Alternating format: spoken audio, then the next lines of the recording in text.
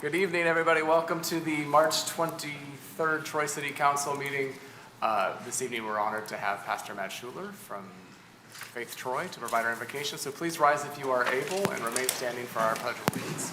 Mayor, you got a packed house tonight. A lot of people excited for local government, so I'm glad to lift that up. Lord God, Heavenly Father, we give you thanks that so many people are here tonight, and we give you thanks for our servant leaders, our mayor, our council members, those who work on staff in the community of Troy.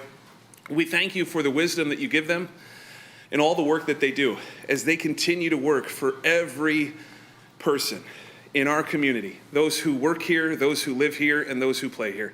Thank you for all of this that you've given to us through the Holy Spirit in Jesus' name. Amen.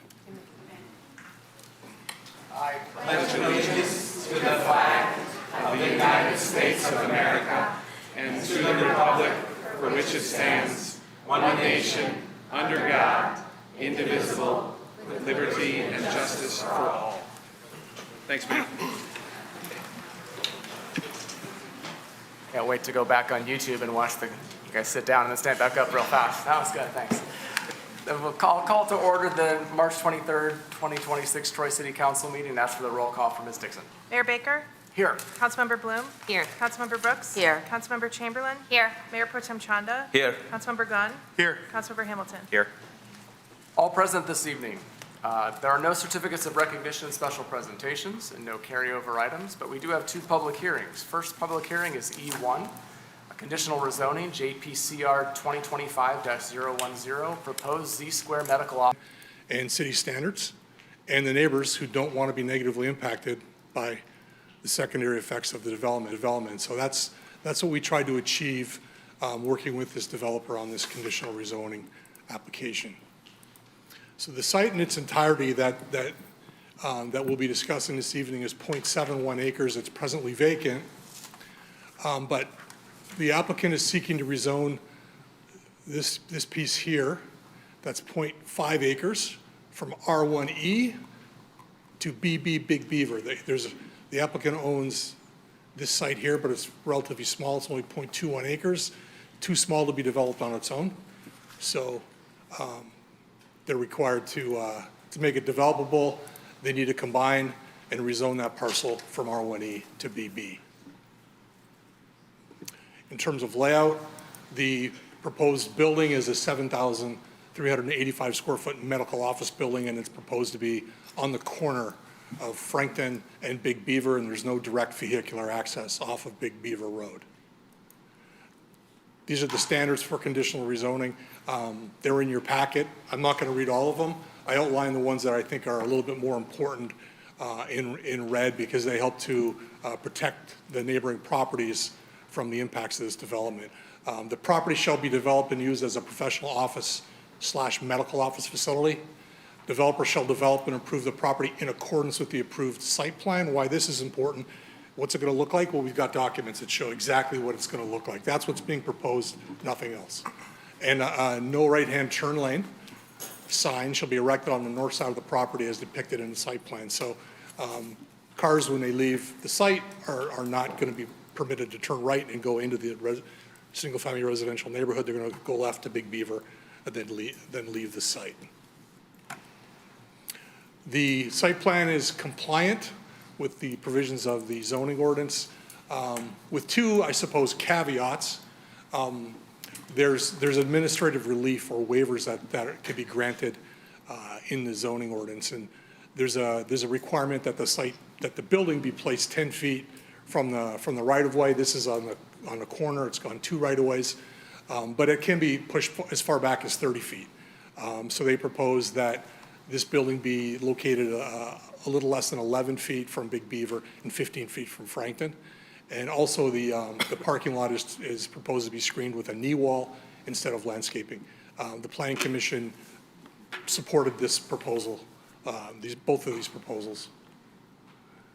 The site is compliant in terms of parking, landscaping, and lighting. It's a very nice building, in my opinion. It's 1 story with a mezzanine. It's a flat roof, 28 feet in height. The transparency requirements have been met. Those of you who are, all of you are familiar with Big Beaver. Transparency is related to the relationship of the building to the street. What we seek and require by ordinance is a certain percentage of glass and a door facing the road, especially if it's on a corner like this, the doors to be placed on the Big Beaver side. It met all the transparency requirements. The building materials are quality. They're comprised of smooth aluminum panels, aluminum longboard siding, brick, and glass. The applicant provided renderings. I will note it's a little bit confusing. So this, if you look up here, this is an error in the rendering. There's not a turnaround or parking spot that's proposed right there. But notice the glass on both the at-grade and the second story. That looks like a really cool living space up here, or a working space up here on the second floor for the employees of that office building. And here's another rendering looking at the rear of the building. The master plan classifies this property as being in the Big Beaver form-based district. The site layout and the conditions that are voluntarily offered have the effect of protecting abutting single-family neighborhoods from the impacts of this development. The medical office is considered a transitional use from a busy road to a residential neighborhood. The characteristics of medical offices is, we've all been to a medical office, they're generally open at around 8 o'clock in the morning. They close around 4:30 or 5 o'clock at night. They're generally not open on weekends. So in terms of neighbors, it's a pretty good neighbor to have and a really good transitional use.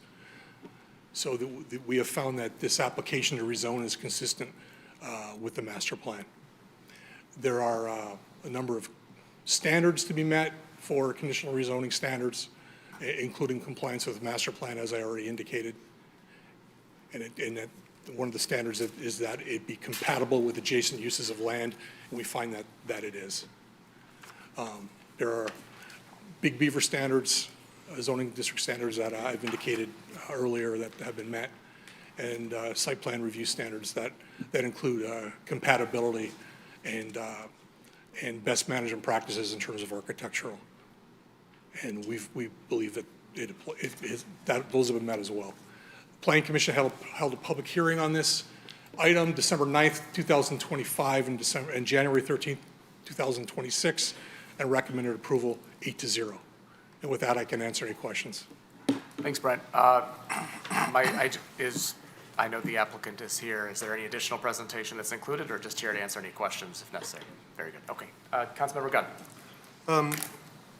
From reading the planning notes and everything, was there an issue with the dumpster? Did that get resolved? That was resolved. Okay. In a nutshell, the commercial property owner to the east requested that it be shifted a little bit to the north, and the applicant, his name is Brad Burns, who's behind me here, complied with that request with the neighbor. And future use, let's say the medical business didn't work, it would still have to be medical use only? Per the conditional rezoning agreement, it's got to be an office use. Okay. And the no lighting will spill over into the neighbor to the north? Will not spill over. Okay.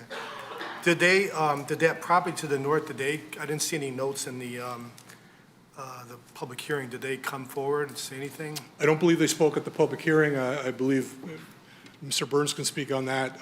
He did reach out, went door to door knocking on doors to talk to the neighbors and inform them of this application. We also sent mailings, and we also posted it in the newspaper.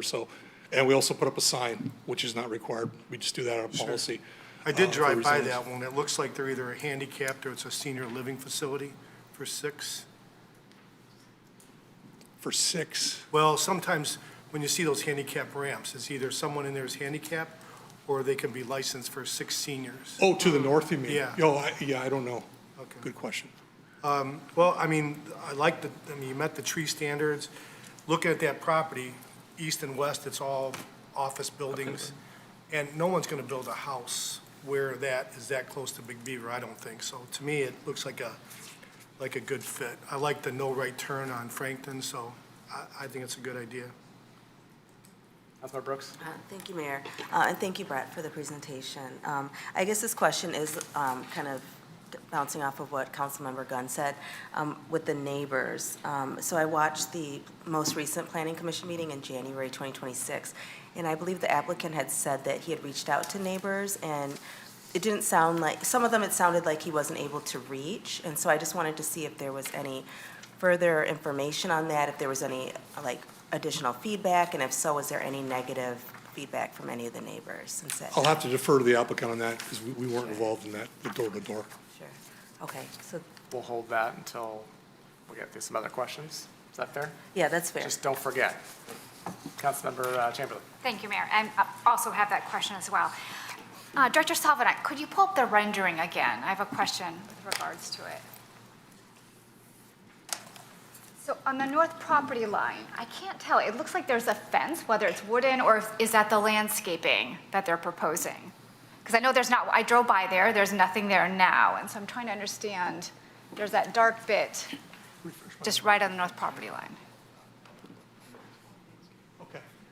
Yeah, I've got a very limited number of brain cells. I work with a lot of projects, so I'm like trying to think, was that a fence or a landscaping? The applicant is reminded me that it's entirely comprised of landscaping. That's what I read in the memo, so Yeah. that's why I was curious. So that is supposed to be depicting landscaping, Yes. correct? Okay, and I trust, given there was a photometric study, that that will be sufficient to block the lighting that would come from the parking lot? Yeah, one of the potential impacts, as many of us have already discussed, is lighting. We limit lighting in many ways. One is landscaping, one is keeping the heights of the poles low. One is limiting the intensity of the lights. Another is requiring that the lights shine directly down. We require the applicant to provide a photometric plan that proves that it doesn't negatively impact the residents, and they've done so, and it's compliant. Thank you. Mayor Pro Tem Chanda. Thank you, Brent. Yeah, I like the plan overall. A couple of questions. I think about that lights. You mentioned one. I think there's like only one lamp like that, right? And there are some building mounted lamps. Could you explain where they are going to be? It's probably, if I could introduce Brad Burns, I'm going to have to root through here and find the answer to your question. I'm sure he could stand up here and answer the question So we can really quickly. refer to that. Yeah. And then another question I had, somewhere it mentioned that the site plan needs to provide an inventory of the tree and replacement plan. And I saw a good, landscaping plan, but I don't know exactly what that means. And that's one of the open items in Yeah, there. we have a requirement that obviously, going back a few years, some of you campaigned, you went out and a lot of you went door to door and talked to some people, and this is going back years and years, but loss of open space, and particularly loss of trees, is an issue. Right. And what we have is we have tree replacement requirements. We don't require that trees be replaced on an inch-for-inch basis, but we do require that applicants inventory the trees on the site and replace a certain percentage of them. And we give applicants bonuses for preserving trees. This site used to be a couple of single-family homes with not a lot of trees on the site. So there wasn't a lot of trees to tag and to replace, but the applicant did tag the trees, and there's going to be more trees on this site today or tomorrow than there are today. Okay, so that was done, because That was from the done, report, yes. it looked like that was Yeah, still an that's open correct. item. Okay, Yeah. I counted, I think there are 36 plus new trees and a lot of scrubs, so it is a good, I think, Significantly more trees. more trees than it's there And today. better quality trees. Okay, thank you. Additional questions for Brent? All right, let's bring up the applicant. Do you remember the question? So from my memory, there's questions about the response from neighbors and some of the lighting questions. Right, So, yes. I'm Brad Burns with Sunburns Properties Construction. We're the developer on the property. So a couple of the questions that were asked, one was about the neighbors. I did visit 4 separate times. I usually go about 5 or 6 houses in every direction. I actually probably went maybe 7 or 8 houses on Frankton, and then on the neighboring street, I actually went about 5 houses as well, which go well past the required buffer, probably about 500-600 feet from the building property. I was success in reaching probably about 5 out of the 12 houses in those 4 visits, I went during the day, during the evening, a weekend. I try and do this on every development, try and make sure I get as much before these meetings in front of it. And the people I talked to really didn't have much feedback. They were appreciative it was like a weekday type volume business versus the restaurant that's neighboring the property. They had more concern about that than anything. And then I did have, in one of the planning meetings, we did have a neighbor from the neighboring street come, but he didn't have any, he was just more interested and concerned what was actually happening with it. So we didn't have any negative feedback. And then the question about with the ramp, there is somebody that lives in a wheelchair. It's not a facility or a multi-housing. It's an individual. Related to the landscape buffer, it is a landscape buffer. It is compliant with the landscape requirements. It is a fully hedged landscape screening around the perimeter. We do that, it seems to look a little nicer than a concrete brick wall. The tree quality on site today is, the trees that are there are of nothing special. So the trees we'll put there will be substantial compared to what's there. The lights, there is a couple pole lights in the parking lot. We do a photometric survey where they actually take the actual lights that we're going to purchase and overlay them on there to make sure there's no overflow. If there's ever any kind of issues, we actually test after and make sure, so that way if we have to add any panels on the backside to stop that. The landscape is not technically designed to stop the lighting. The lights are supposed to stop themselves, so there is a lot put into that. Was there any other? Oh, and then related to the poles, the required height is 24 feet, I believe. We came down, I think, to like 18 or 20 feet. So we brought them down to help ease that as well. So we did a lot over the last year to try to make sure we met every single requirement or request. Is there any other questions? Any other questions for the applicant? No. All right, thank you. Thank you. Thank you. This is a public hearing, so I will open the public hearing. I don't see anyone has signed up to speak specifically on E1, this conditional rezoning, but that doesn't prohibit you from speaking if you'd like to. All right, seeing nobody, I'll close the public hearing and ask if someone would like to move the resolution. Mayor Pro Tem Chanda. I move E1, conditional rezoning, JPCR 2025-10, proposed Z-Square Medical Office Building, north side of Big Beaver, east side of Frankton, PIN PIN 88-20-22-358-28 and -29, Section 22 from R1E, one family residential zoning district to BB, Big Beaver zoning district, as printed on the agenda packet. Support. Moved by Mayor Pro Tem Chanda, supported by Councilmember Gunn, that we approve E1 public hearing conditional rezoning, JPCR 2025-010, proposed Z-Square Medical Office Building, north side of Big Beaver, east side of Frankton, PIN 88-20-22-358-028 and 029. Section 22 from R1E, one family residential zoning district to BB, Big Beaver zoning district, as printed in the agenda packet. Discussion.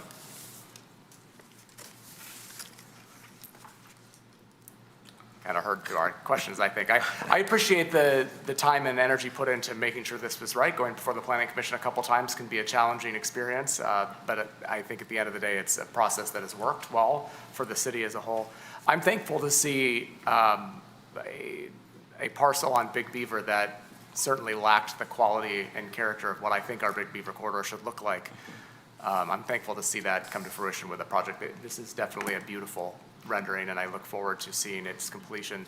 And I appreciate the creativity in working for a conditional rezoning, and to Brent's point, to provide a good product for you, a good product for the city, and something for the neighbors that is palatable. So thank you for all of that. And with that, I'll call for the vote.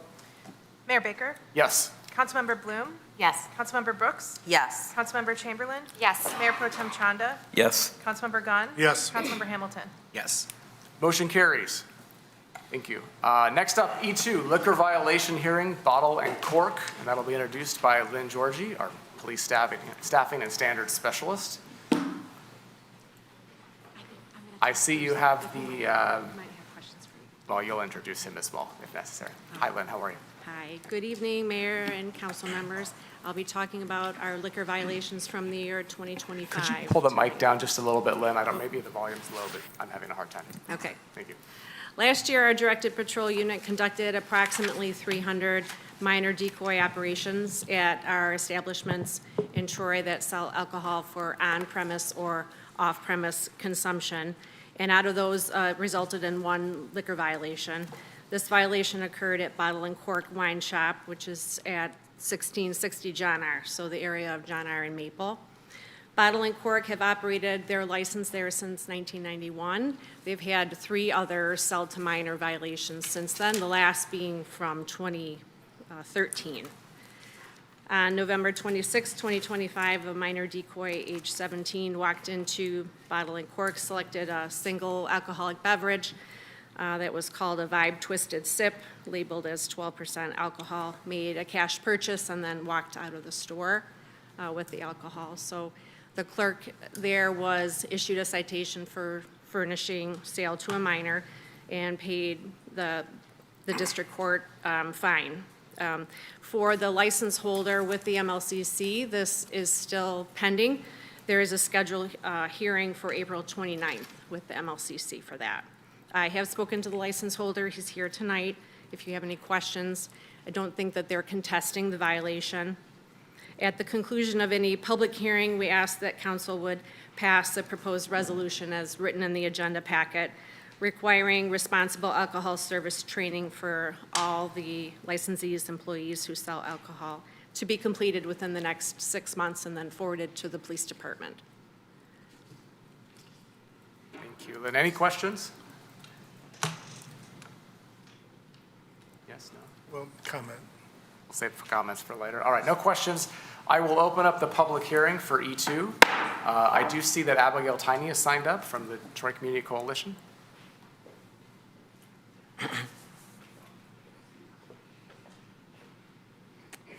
Hello, everybody. My name is Abigail Tyner, and I am the Executive Director of the Troy Community Coalition. We are a substance misuse prevention organization here in Troy designed to make Troy a safe and healthy place to grow up for our kids. And I just wanted to share some information about underage drinking in our community and the impacts it has on our youth. So in 11th grade, all of our data comes from the Michigan Profile for Healthy Youth, which is run through the Troy School District every other year. So we are running on 2024 data until we get our data later this year from 2026. What we do know is that 1 in 4 youth in Troy who are in 11th grade have tried alcohol at least one time. And from those numbers, we also know that when the survey was submitted, about 10% of those kids had used in the last 30 days. This is typically an indication that youth are using semi-regularly within the past 30 days, is typically how we measure that.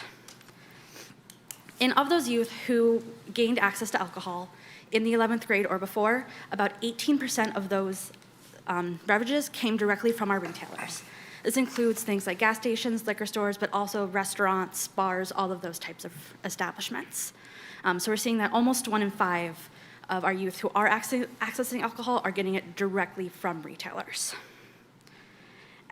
And what we know also is that as youth grow up, the younger that they start drinking alcohol, the more likely they are to face addiction for the rest of their lives.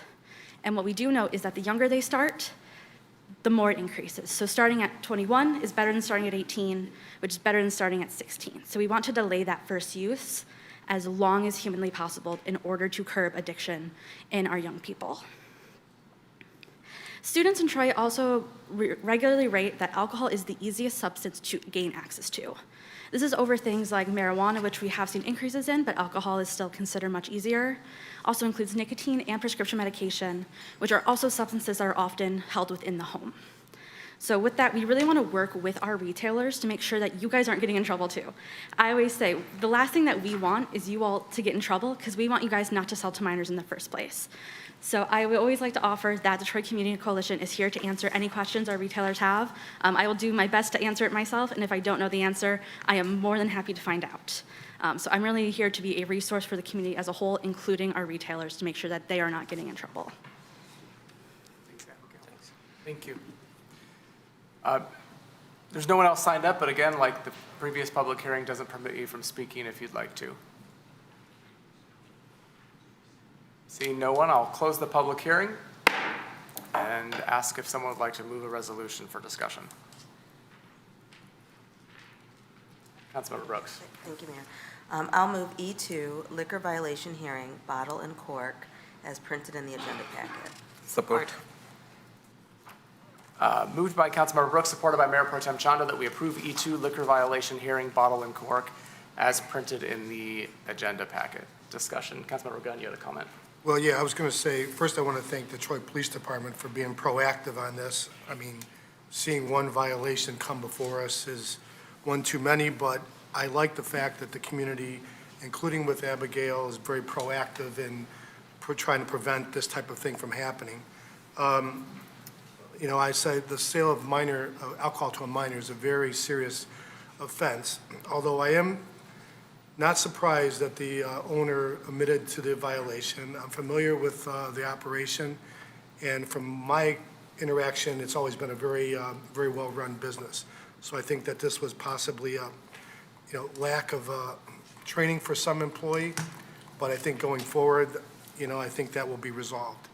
That's my opinion. So, but our goal is to protect the public from this type of thing from happening. Thank you, Councilmember Gunn. Councilmember Hamilton. Thank you, Mayor. My question for city staff, or maybe anyone else who knows, is how many of these type of stings do we do every year? Just to get a sense. I know last year we had quite a few of these. I think some of that was kind of backfilled because of COVID, but I'm curious how many we do a year and what that looks like. Speak to that. Sure. Thank you. So the goal is that every establishment is twice a year. So Right, okay. approximately 150 establishments for on-premise, so restaurants and off-premises consumption, gas stations, liquor stores, party stores. So we have about 150, so twice a year, so Wow. 300. So one violation out of 300. Correct. We're heading in the right direction, Yes. I think, but yeah. Yeah. Thank you. Yeah. If you want to stay up, I know we already did questions and answers, but Sure. questions come from, and it's in the memo, but the owner of the store doesn't contest this violation and is admitting fault, correct? Yes. And fully plans and will comply with the training requirements? Yes. I believe it was a mistake. I believe it was. Mayor, the owner is here. I know he is. I didn't know if you wanted to speak. You can't. Sir, if you'd like to come up, I will appreciate it if you'd introduce yourself and share. The point is, Speaking of the mic, though. yes, my wife, she thought was juice. It wasn't like, the person who did this, he didn't grab a beer or wine. He grabbed a box of wine that looked like a juice. And my wife, she looked at him, she wants to check his ID, but then she said, oh, that's a juice, So it's an honest mistake. We don't do that. I've been there 35 years, and as she said, I've been 4 violations. I think that's not a lot. And we get those letters, like at least 2, as you said, twice a year, that we all pass. This one didn't pass because it was a mistake, wasn't that? And then she charged that person $3.99. She didn't charge him plus tax. If that was a wine, she would have charged him tax. So 100% it was a mistake. She thought it was juice. And I know it's a mistake, but. Can I ask a question? Well, I can't ask Yeah. a question. My question is, so what steps will your wife take to know the difference between juice? Marketers are very creative these days in how they market alcoholic Yeah. products for a number of reasons, most often to encourage youth to drink them. Yeah. What steps has your wife taken or will she take? And in addition to the training that's required, which is more traditional training as far as selling to minors, but what, the product and inventory in your store, what has she done since this violation to have a better understanding of what does contain alcohol and what doesn't? Right. We only have 2 boxes, and I show her, this is the one, there's alcohol, and now she knows. What else? That answers the question. All right, any other questions for the applicant? All right, thank you. Thank you for coming forward, and thank you for not contesting and admitting fault. Okay, thank you. Any other discussion on E2? Councilmember Chamberlain. Thank you, Mayor. I just want to comment and thank Ms. Abigail Tyne from the Troy Community Coalition for speaking tonight. Our family's been a strong supporter involved with the Troy Community Coalition, and you help to shed light. What is the impact when our youth have access to alcohol when they're underaged? And knowing that this is an establishment that, thank you for the applicant or who we're meeting that, shared an honest mistake, but there have been multiple violations at this location from what we heard. So it is only right that the resolution we moved is requiring training. So again, thank you, Abigail, for sharing with us, because we remember that's the youth. That's what we're protecting. That's why we're taking this decision. It's not to be harsh, but it's to remember to protect our youth. So thank you.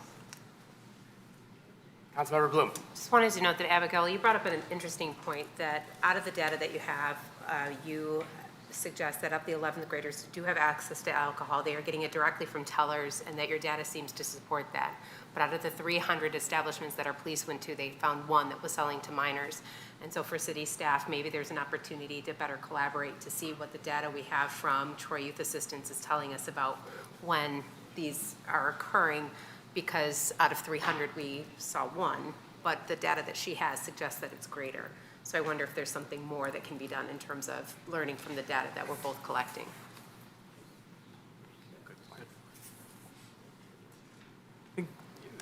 Last year, we hit pretty hard on these liquor violation hearings, and if you watched that meeting, I wish it would have been tonight, because there's a lot of youth here tonight that could have heard from some of that. The reality is, and Councilmember Chamberlain just spoke to it, this city has a long history of protecting as best it can the youth in our community, and especially as it relates to underage drinking, which unfortunately not as many people take as serious as it is. And Abigail, thank you for coming forward and speaking to the statistics. Thank you for continuing the work of the Troy Community Coalition, which has a long history in this city of working very hard to prevent such issues.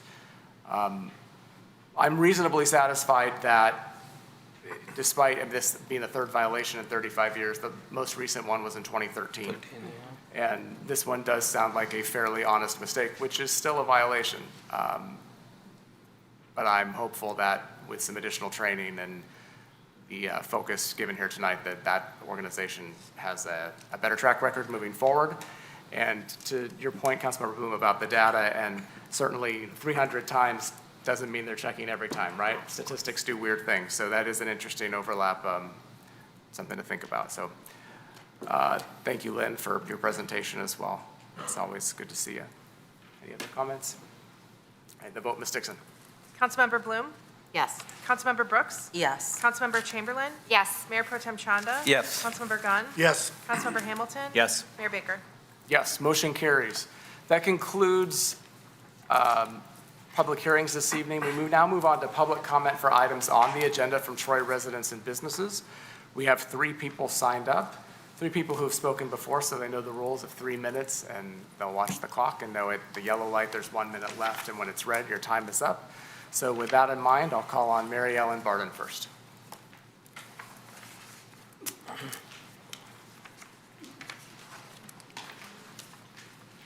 These seats are brutal. Commentary. Hello, everyone. Hello. I seriously considered not coming back tonight after the last meeting, but I felt it was very important to clarify an incorrect statement made. Mayor Baker, I want to specifically address your comments from the previous meeting concerning the Troy Trails North development. You stated that I did not tell you to vote no on the development, so it must mean it had been acceptable to me. Let me be clear, I do not support that development. I believe it is too dense, something you guys hear frequently from me. I choose to focus my comments on the wetland issues because based on my past experiences, I did not believe my concerns about density would make a difference. Your remarks were inaccurate and discouraging to future participation. Tonight, I'm continuing to raise a red flag regarding the growing precedence of overdensity. I am concerned about the direction Troy is taking. The master plan places heavy emphasis on increasing density, yet there appears to be little discussion addressing the impacts that come with it, such as traffic, infrastructure strain, and long-term sustainability. The reports I reviewed already show traffic nearing capacity. We continue to hear about tax revenue, but where is the analysis of cost? Where is the transparency showing how increased density affects roads, utilities, and service over time, and whether the additional revenue is even sufficient to cover these costs? This is especially concerning given the failed bond proposal that included funds to replace Coolidge. Single-family detached housing may not always produce the highest total revenue, but it typically creates less strain on the infrastructure. That balance matters, and it does not appear to be receiving equal considerations on these decisions. There's also a gap in low housing affordability as it is being discussed. Attached housing is often presented as a solution, but it comes at additional financial burdens, association fees, special assessments, and unpredictable increases. I know people who have been forced out of their own condos because those costs became unmanageable. That reality is also not being discussed in these conversations.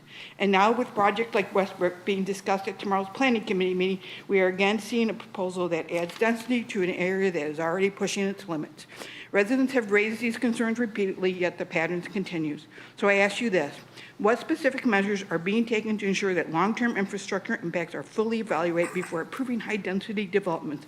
Accountability means more than listening. It means demonstrating that input is influencing decisions. Because if residents show up to speak on issues and see the same outcomes regardless, then it starts to feel like it's already decided.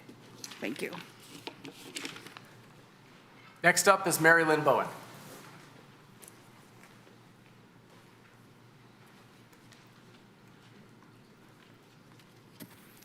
Hello, everybody. Mayor Baker, City Council, City Staff. I'm Mary Lynn Bowen.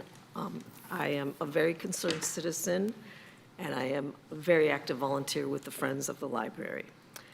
I am so disappointed with the 10% loss of 1,200 votes of our November bond issue.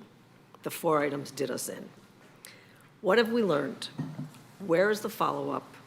What are our next steps now? There needs to be a lot more planning, cooperative teamwork, community and education, resident engagements, and much more, sharing of information going forward. The issues with the Troy Public Library still need to be addressed. Soon, necessary repairs are going to cost $4 million. That includes the HVAC system that needs a new air handler, chilling, and boiler. The public announcement system needs to be repaired. All 4 public doors need to be replaced. The tech area needs to be remodeled. And more repairs will always be needed as there are ongoing concerns with water leaks and the elevator. Spending so much money on this aging building is not sustainable or smart, and ignoring the library is not the answer either. The library is the most publicly used city building in Troy. 28,474 people used the library in January. The staff put on 92 programs with 3,030 people attending these programs. In February, 29,406 visitors used our library.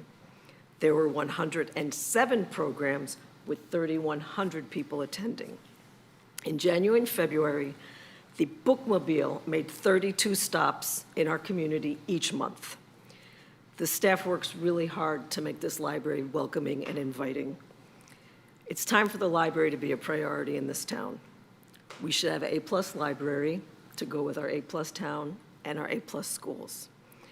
I am asking you again to please, please give serious consideration to take thoughtful, planned action to get us a new, safe, sustainable library that reflects the values of our town. Our town is growing, we have an excellent town, and I thank you for your attention to this serious matter. Thank you. Thank you, Mary Lynn. Next up, April Church.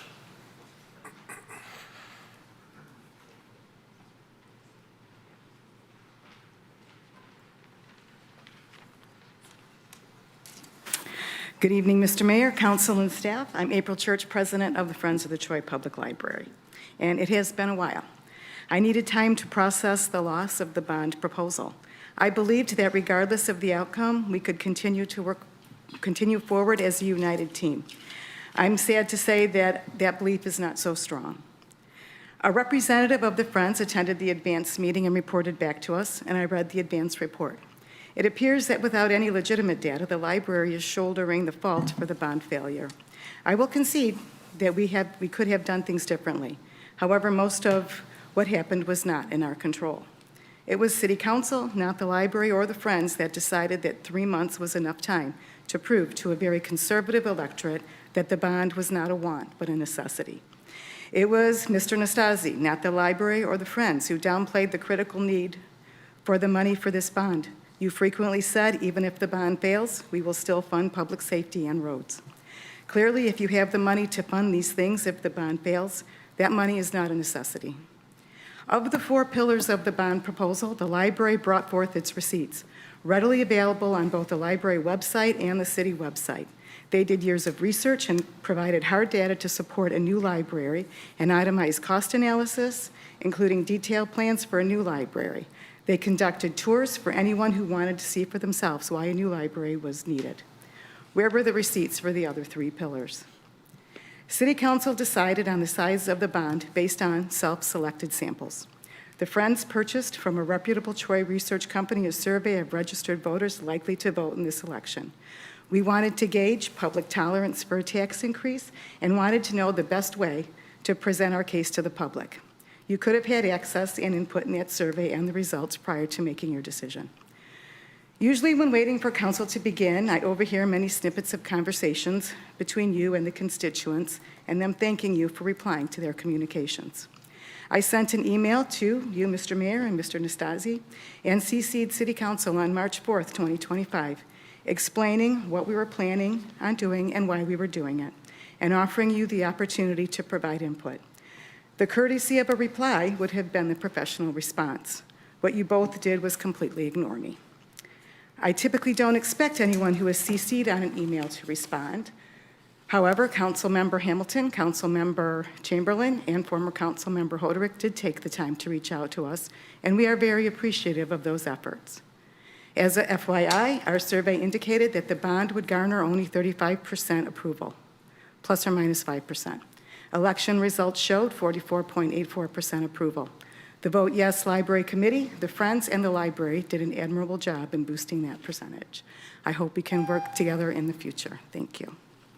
Thank you. That concludes those that have signed up for public comment for items on the agenda from Troy residents and businesses. Now's an opportunity for council or administration to respond and reply. Councilmember Hamilton? I have a comment later on addressing this, so I'll save my comments for that, but I'm in agreement with a lot of what was said by friends there. Additional comments? Councilmember Gunn? I'll repeat what Councilman Hamilton said. I agree with definitely some of these issues. And I know that we, City Council, need to take these up and find solutions. And I'm hoping in the next few months that we will definitely have direction for these issues. Mayor Pro Tem Chanda. Essentially same thing. I was obviously very disappointed it didn't pass, but cannot go back in time. I do want the library to be put in a standalone, but do need the data to prove, what will pass, I guess, in my mind. So, but it's, it's up to us essentially now to make that decision and get that data. So let's see what we can do in the next few months. Councilmember Chamberlain. Hey, Mayor. Mary Lynn and April, if you don't mind, I feel like we're friends. This has been hard for all of us, and I'm going to save a lot of my comments for later, because I think later we're going to try to come around to more consensus on just some paths forward. There's still more work to do. I want to just also speak to all the students we have in the audience today. If you use the Troy Public Library, I hope you stick around. Stick around to the end of this meeting, because we're going to talk more about not just that, but It's impeccable timing. I don't know. even if you don't use the library. I love it. Regardless, if you want to just see some of the sausage making, I would encourage you, as long as you can stay, we're going to have a really important conversation. As I said, I'm going to save my comments until later, because I have a lot of thoughts on community engagement. I do just want to point out to the public, and Mary Lynn, to your comment about what's been done, and April, Ms. Church, you mentioned this. We did have the advance, and we did have a deep conversation, though without consensus or conclusion on a number of matters. And my perspective was that in no way, at least I personally, was not blaming the library for the defeat of the bond. And I do want to apologize if some people felt that was what was conveyed, because at least that's not my opinion in any way, shape, or form. As someone who will be there tomorrow with my son and spends a lot of time in the library, the thing I do want to point out is we had a lot of conversation. We haven't just let this fall flat. In that meeting, we also had the Detroit News, and they actually did a very nice piece on how does a community like Troy that lost a bond, how do you move forward? How do you talk about it? How do you think about your capital needs? It's a newspaper article, and you know, I'm not sure who's reading the Detroit News right now, but I would check it out if you want to Google January, Detroit News, Troy, Michigan. It's a nice piece, and it actually quotes a lot of us in our conversation and our concerns and our care for this community. So I want to assure you that we are talking, and we're going to talk more tonight, and you're going to hear more of us. So I hope you all stick around. Additional comments, reply? I have a couple, I'm going to start with Mary Ellen. You and I did speak before the meeting about my comment at the last meeting, which it's a lesson, it's a lesson to me, but it should be a lesson to all of us, that sometimes we say things up here that are heard a way that we didn't intend them. And I certainly never meant to say that Mary Ellen was giving a position either way by not speaking up. So I take full responsibility for that, Mary Ellen, and I know sometimes we do make, or I make, flippant comments that will get heard differently. So apologies for that. As always, we spoke about it before the meeting, but also appreciate your comments and your consistent messaging on density and your feelings related to smart growth and development in the city of Troy. And so we'll continue to have those conversations with you. I do expect some additional, obviously, conversation about the library in the council comment section, but I kind of what I wrote down immediately when April was speaking, and you touched on it, Councilmember Chamberlain. My takeaway from the advance was that none of us blamed the library or anything the library staff had done as it related to the bond, and I see some eye rolls back there, so we'll have to talk offline more about that, because to me, we had a very constructive conversation about the library, and I'll say right now, the bond result certainly had nothing to do with anything the library team did or didn't do. I think there were a lot of factors, and if anything, the library overperformed on what they did as far as providing all the tours, answering so many questions, taking a lot of the heat. So I was a little surprised to hear that tonight, because my takeaway from the advance was not that the library was blamed in any way. So we can talk more about that. I actually think Councilmember Chamberlain spoke pretty well to it. The fact that there's been a lot of conversations, and so we'll continue those conversations, and hopefully those come out a little bit more later in this meeting, and certainly not, full to everyone's satisfaction tonight. They will continue, but it's good to see you, April. It's been a while since you've been here. I saw you at Troy Days last, I think. So I think it's important that we do all work together on this and find a solution that is in the best interest of everyone in the city. And that's a challenge when we have almost 90,000 people with often very different opinions on how things should be and shouldn't be. So I'm thankful to have you re-engaged, and you too, Mary Lynn. It's nice to have you here, and it's good to be hopefully working with the Friends, because I don't think any of us ever intended to work against the Friends by any means. So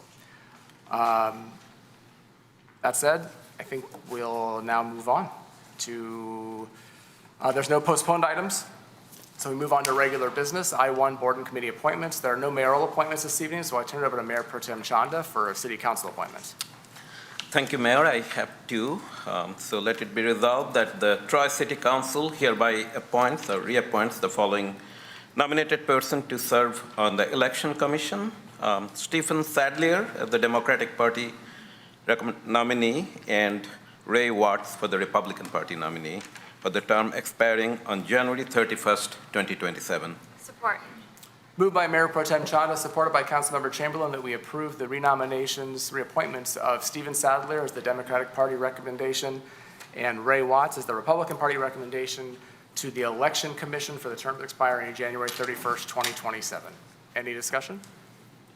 The vote, Ms. Dixon. Councilmember Brooks. Yes. Councilmember Chamberlain. Yes. Mayor Pro Tem Chanda. Yes. Councilmember Gunn. Yes. Councilmember Hamilton. Yes. Mayor Baker. Yes. Councilmember Bloom. Yes. Motion carries. We can thank them for their continued service. I have one more. Thank you, Mayor. Let it be resolved that Tri-City Council hereby appoints the following person to the Employee Retirement System Board of Trustees. It's Mark Ozazerk for the term expiring 12/31/2028. Support. Moved by Mayor Pro Tem Chanda, supported by Councilmember Bloom, that we approve the reappointment of Marco Zarzik as the City of Troy retiree representative on the Employees Retirement System Board of Trustees, Retiree Healthcare Benefits Plan and Trust for the term expiring December 31st, 2028. Any discussion? The vote, Ms. Dixon.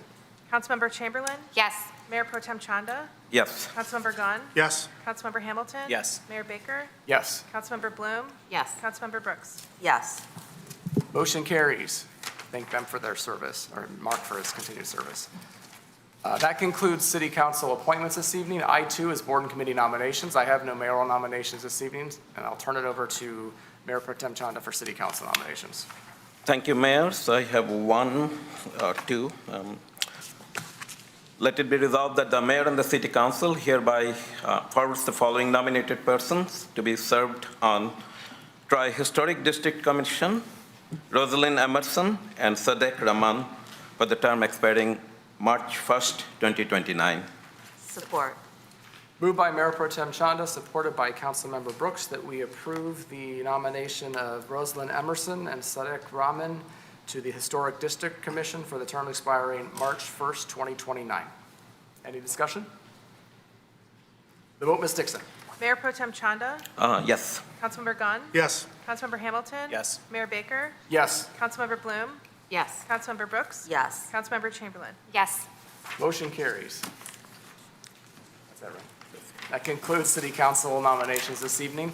There's no closed session requested, so we'll move on to I4, Standard Purchasing Resolution 8, Best Value Award, Brownfield Consulting Services and Budget Amendment. That'll be introduced by Chris Wilson, our Assistant City Manager. Thank you, Mayor. Good evening. So City Administration's been working for a while on a proposal for a brownfield consultant for our Brownfield Redevelopment Authority. A couple of issues really were driving this, one of which was mentioned in the memo. There are new legislation involving housing, TIFs, tax increment financing programs that are available. We've had some preliminary discussions with people who are interested in pursuing such programs. The qualifications and reporting requirements for these are different than their typical environmental cleanup that we work for with Brownfield. So we felt it was good to get some expertise in this, not just in the evaluation of the plans that come in, but also in the annual reporting for rents and for income requirements, which is a little bit outside of what the city's normally dealt with. So I think it would be helpful for that. We established a RFP process, and in January we opened up 3 bids.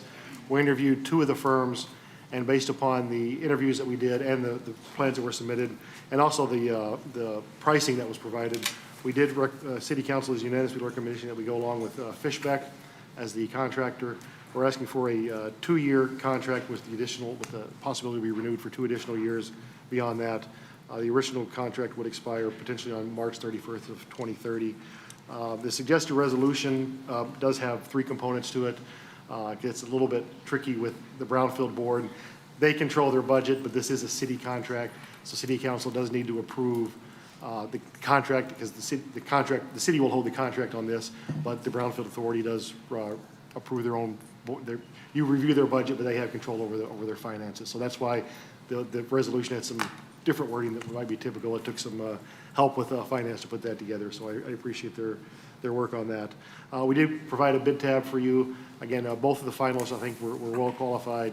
We're confident Fishbeck will be able to move forward, and we have worked for them on a housing TIF to start soon if we get this awarded. So I think it'll be a good addition to the city, not just only for ones we have going forward, but they have expertise in auditing previous TIFs that have been awarded to the Brownfield. So I think we'll find that beneficial as well. We're working through some issues with that as well. So I think it's going to be a good addition to our professional services.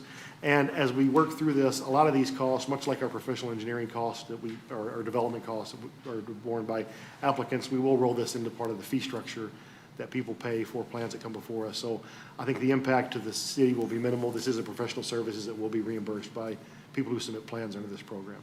I'd be happy to answer any other questions. Chris, any questions? Mayor Pro Tem Chanda. I think you mentioned, but I just wanted to ask, like, is it some new opportunities available and some of the grants that were not available before, are they available now? Is that what we are saying? Particularly in the housing field, that's the main one that we're seeing. So the state has, typically Brownfield's dealt with environmental cleanup of sites. The state's really putting a focus now into using the TIF program, the tax increment financing tool, to allow redevelopment of old either commercial or office sites to affordable or to what they call attainable housing.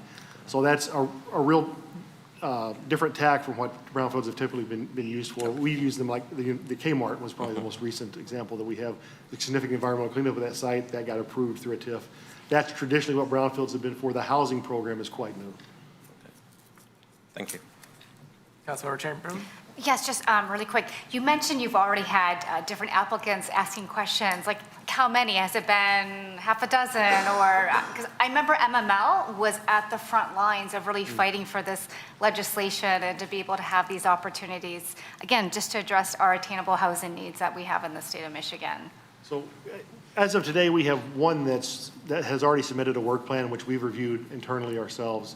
We would be happy to have this professional consultant take a view of this because they have dealt with these housing TIFs. We really have not.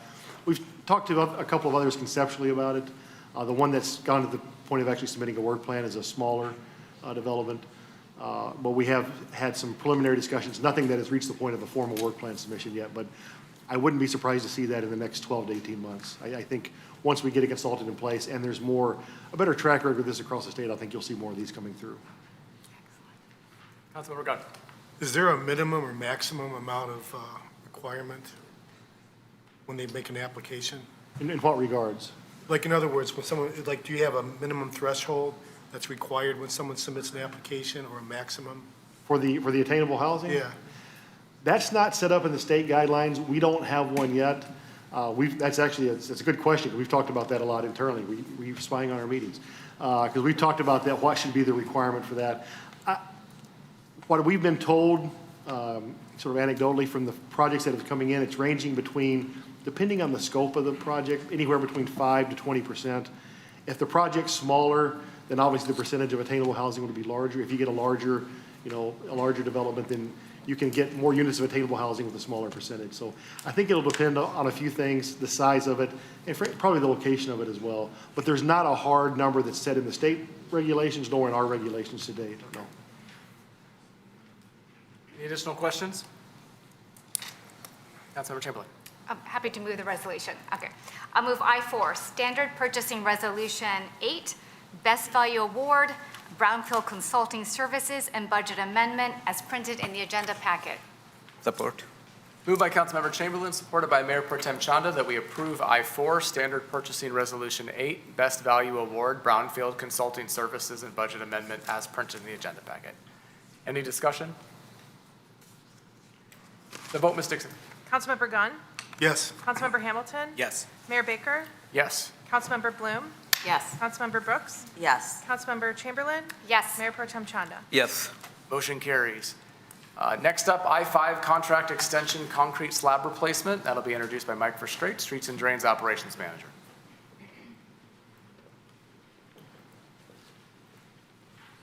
Good evening, Mayor, Council. Mike Verstraete with the City of Troy, obviously, Streets and Drains Operation Manager. We're looking for a contract extension for Delicio of Sterling Heights. Delicio's been our contractor since the mid-2000s. They reached out to the city willing to extend their contract at the same prices that they bid on in March of 2023. The current contract ends on June 30th of this year, and they're willing to hold the prices for this concrete slab and local road and major road replacements. Any questions? Mayor Pro Tem Chanda. I think you mentioned in the memo, but just wanted to make sure everybody understands. One of the things when they won the bid, they they were the lowest bidder by a significant amount. Is that correct? Yes, roughly 20%. 20%. So they are staying with the same pricing. Yep, from 2023, and the cost of everything, obviously, Has everybody gone up. knows, has gone through the roof. So 3 years later, to hold the same pricing is, Is there any like quality or timing or We don't issue have- that we haven't had when no, we have really no issues. You just reach out to them, and they're really responsive if there are any issues, and they take care of it. I mean, the major issue now is the concrete, but you can't. But we're happy with their service and Yep, they're one their of the lowest service, we don't bidders. have any problems with them. Okay, great. Thank you. They're responsive.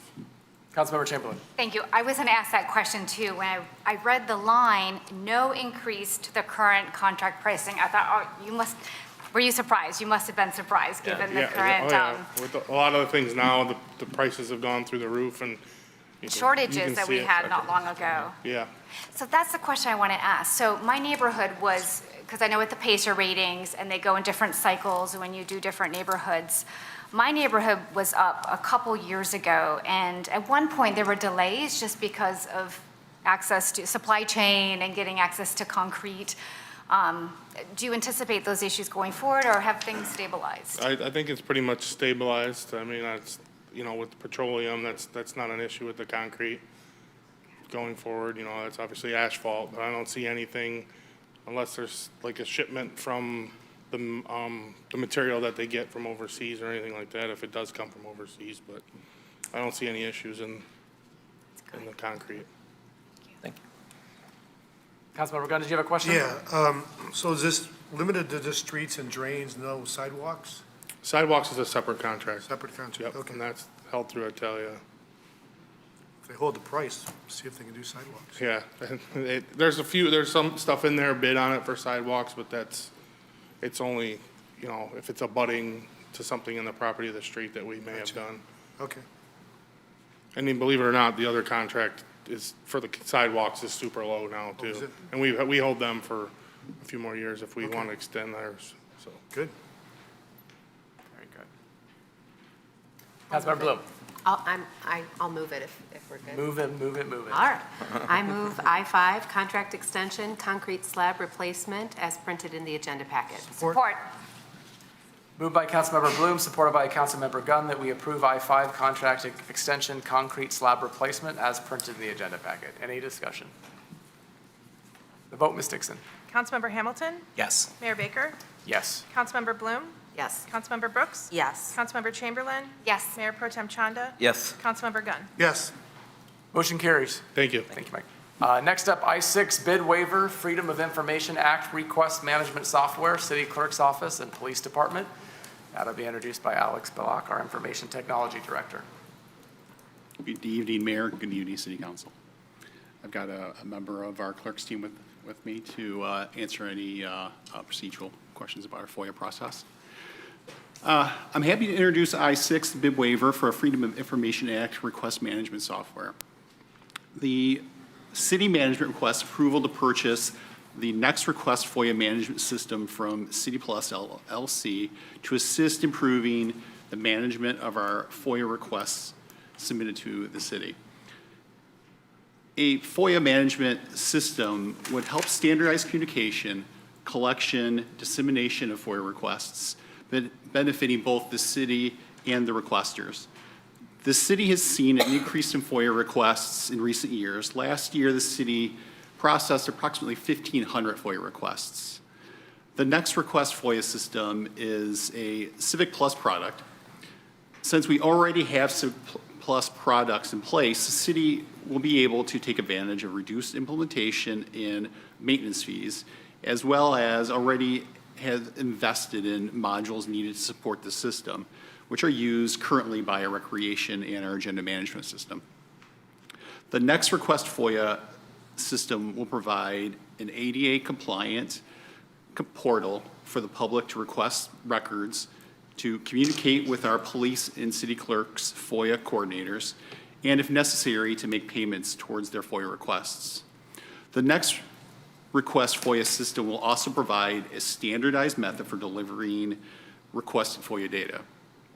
The city staff would be provided a standardized tool to communicate internally among staff to clarify questions about FOIA requests, as well as to collect, review, redact, and organize documents for release. In addition to benefits of purchasing a product from a vendor we're already familiar with, our product research learned that the Next Request product was a choice among some of our larger Michigan communities here in Metro Detroit, including Sterling Heights, Dearborn, Bloomfield Township, and Warren. This made it easy for us to confirm through recommendations and an on-site visit that we did with the City of Sterling Heights that it was indeed a high-quality product and would work well for us.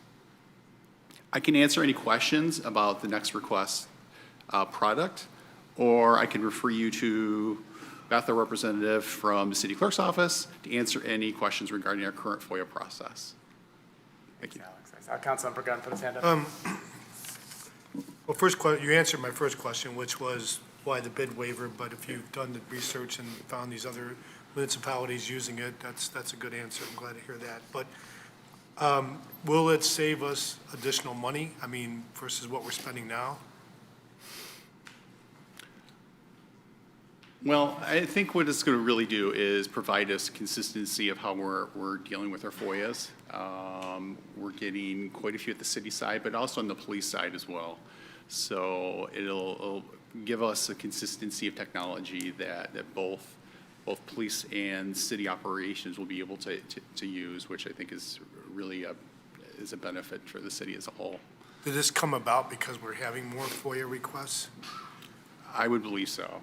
Yeah. Yeah.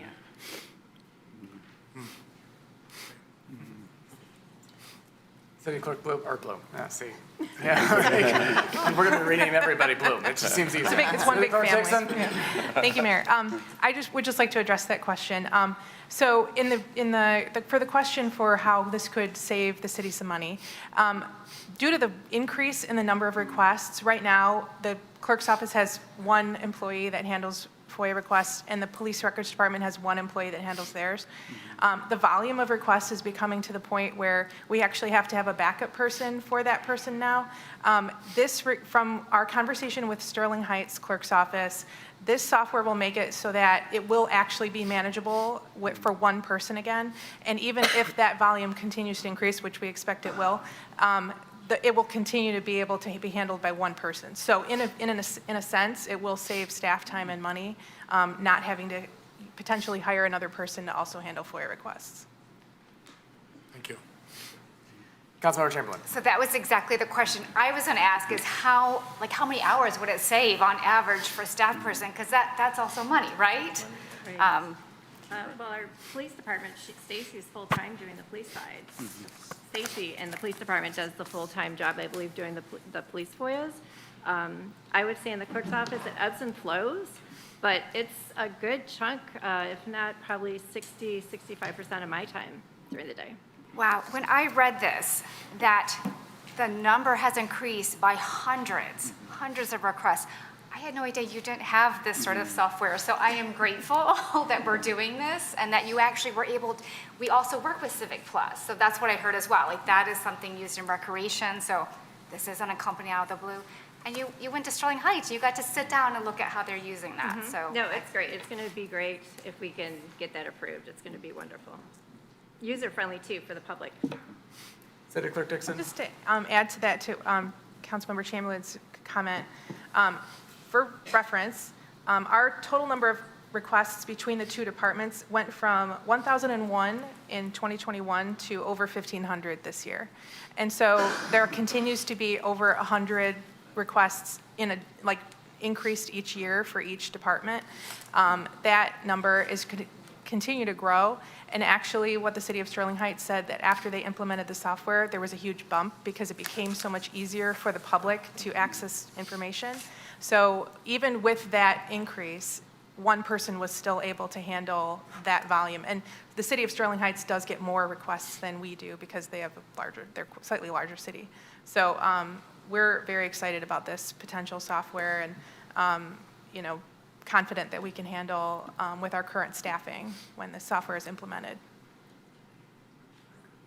Councilmember Bloom. I think that's the upside, right? That this makes it easier for people to access FOIA. There's an ADA compliance aspect that makes it easier for people to access, and then it takes a burden off the staff. So in terms of increasing transparency, that makes a lot of sense.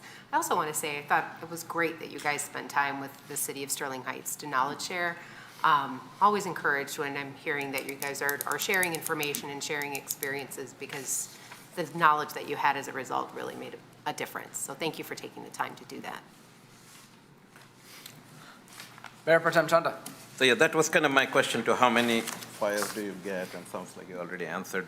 And I just wanted to remind ourselves, how much is this request for, like 20,000, if I remember correctly, financially? The cost? Cost, yeah. I don't have that with me. Is it combined or separate? It's in the resolution. The combined, so the, Subscription, okay. thank you. The combined total for the first year is, we got a slight discount because we were encouraged if we could implement early, they would give us a discount, so we took advantage of that. So the first year, it's 14,000 or so. The second year, and then on from there, it's about $20,000, 18 to $21,000. That total will be split between the clerk's office and the police department. Yeah. So, but total for the city would be about So 20,000. if you're saving half a head count, I mean, that's more than enough to compensate that, I guess. That's what you're saying. Correct. If we were to have to take on, for example, the clerk's office had to bring in a part-time person to help with Part-time FOIA, it would be well over $20,000. Thank you. Any other questions? Oh, no. You want to go ahead, Councilmember Gunn? I'll move it. I'll move I-6, bid waiver, Freedom of Information Act request management software, city clerk's office and police department as printed in the packet. Support. Moved by Councilmember Gunn, supported by Councilmember Chamberlain, that we approve I-6, bid waiver, Freedom of Information Act request management software, city clerk's office and police department as printed in the agenda packet. Additional comments? The vote, Ms. Dixon. Mayor Baker? Yes. Councilmember Bloom? Yes. Councilmember Brooks? Yes. Councilmember Chamberlain? Yes. Mayor Pro Tem Chanda? Yes. Councilmember Gunn? Yes. Councilmember Hamilton? Yes. Motion carries. That concludes regular business this evening. Next up is the consent agenda. Would anyone like to pull an item from the consent agenda for further discussion? Councilmember Hamilton. I'd like to move all items on the consent agenda as printed in the agenda packet. Support. Moved by Councilmember Hamilton, supported by Councilmember Gunn, that we approve all items on the consent agenda as printed in the agenda packet. Any discussion? The vote, Ms. Dixon. Councilmember Bloom? Yes. Councilmember Brooks? Yes. Councilmember Chamberlain? Yes. Mayor Pro Tem Chanda? Yes. Councilmember Gunn? Yes. Councilmember Hamilton? Yes. Mayor Baker? Yes, motion carries. If you're here for an item on the consent agenda, all have been approved this evening. Next up are memorandums and future council agenda items. We do have an announcement of a public hearing, K1A, April 6, 2026, zoning ordinance text and map amendments, file number ZOTA 258, neighborhood node revisions, text amendments, and map amendments rezonings. That's it's the zoning amendment related to the master plan changes that were made. So looking forward to having these on the agenda next meeting to discuss.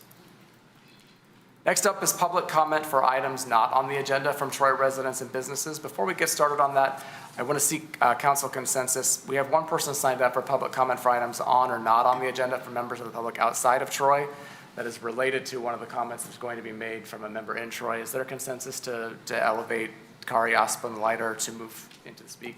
Sure. In that? Yeah. All right. I don't need a vote, right? Consensus is fine. Very good. No. All right. Same rules as before. 3 minutes are given to each person.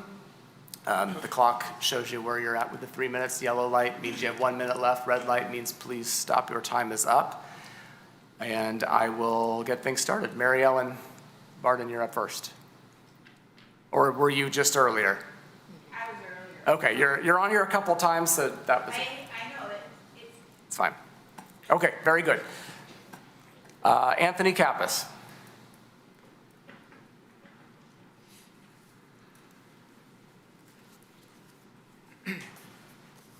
Good evening, Mayor, Council. Normally, I have some things very, very strenuous to say to the council. Today, it's actually a very nice situation. We had a tragedy that occurred on Thursday of last week.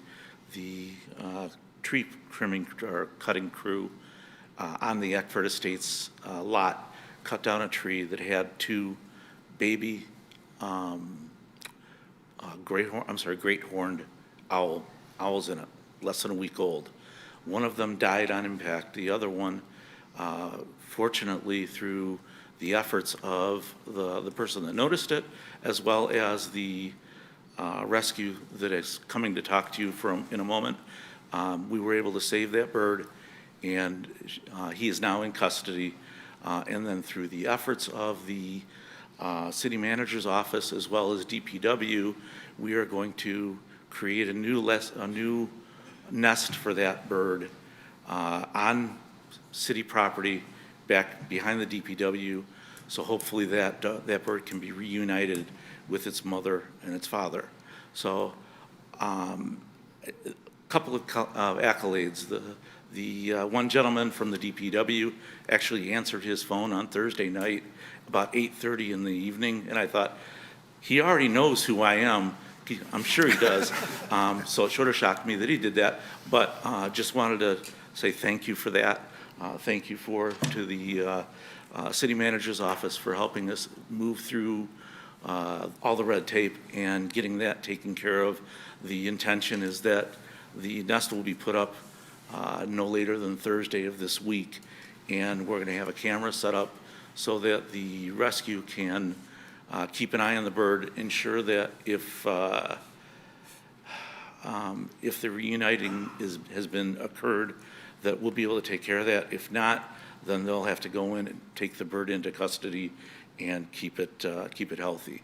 But again, just I'm not quite sure how much City Council has heard about this, or if at all. I just wanted to be able to say thank you very much. That's it. Thank you, Mr. Kappas. I will call on Kari Aspenleiter, and if I'm mispronouncing your name, I apologize. I'm used to it, it's okay. All right, hi, everyone. Well, Thank you for letting me speak. I appreciate that. I didn't realize I was in the honor of somebody who is very well known, so I appreciate that too. My name is Kari Aspenleiter. I live in Brighton, and I am a wildlife rehabber. It's what I do for volunteer. It's not what I do for a living, but it's what I do for volunteer.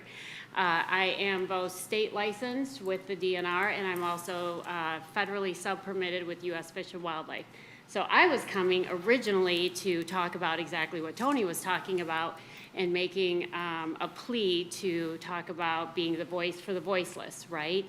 We had a very unfortunate situation that happened when the building company brought in a tree trimming crew that I'm not sure if they knew the nest was there or if they didn't, but either way, the tree came down, and like Tony said, both nestlings ended up on the ground. One died on impact. So I was able to be called and take possession of the owlet. We've had him checked out and no broken bones, which is miraculous.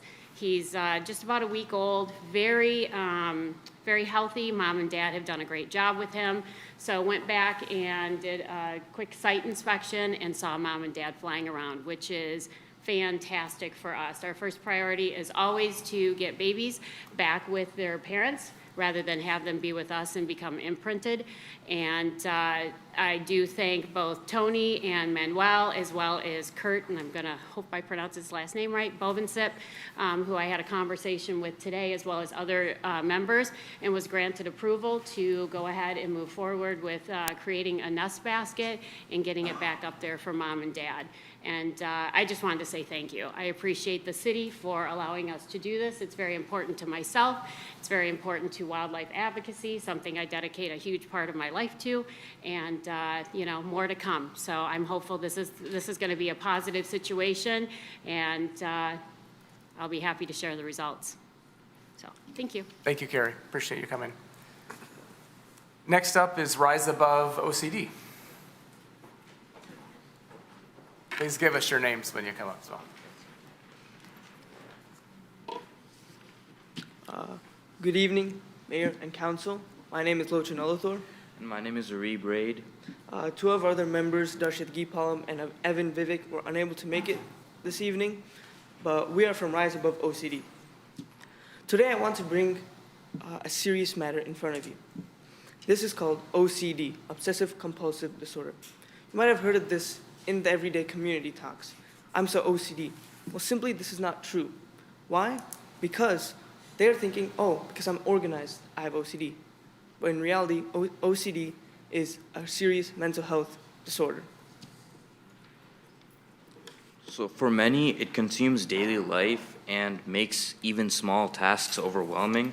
Obsessive compulsive disorder involves obsessions, which are obsessive, intrusive, unwanted thoughts and compulsions, repetitive behaviors done to reduce the distress it causes. OCD has a strong biological basis in which it often begins showing symptoms during adolescence, and for around 90% of people with OCD, it has another coinciding mental health disorder which lasts for a lifetime. And because of the misconceptions about OCD, it caused lots of stigma on students in which they're not really able to, I'd recognize if they need help for themselves and others. To address this, our team created a campaign called Rise Above OCD. We interviewed a mental health consultant and people diagnosed with OCD to better help understand their real experiences. We also built an awareness campaign through social media. This was to share our educational content and engaging with our community. All of this can be viewed on Instagram at Rise Above OCD THS. But awareness shouldn't stop with just us.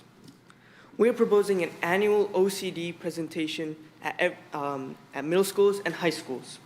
This is so, by doing this, we can educate students that their mental health also matters, also addressing the situation about OCD.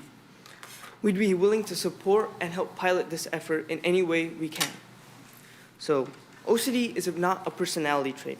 It is a real condition. So we have one final question for everyone here. Will you help us rise above OCD? Thank you so much. Thank you both. Appreciate you coming forward this evening. Next up is Vinod Mudaliar.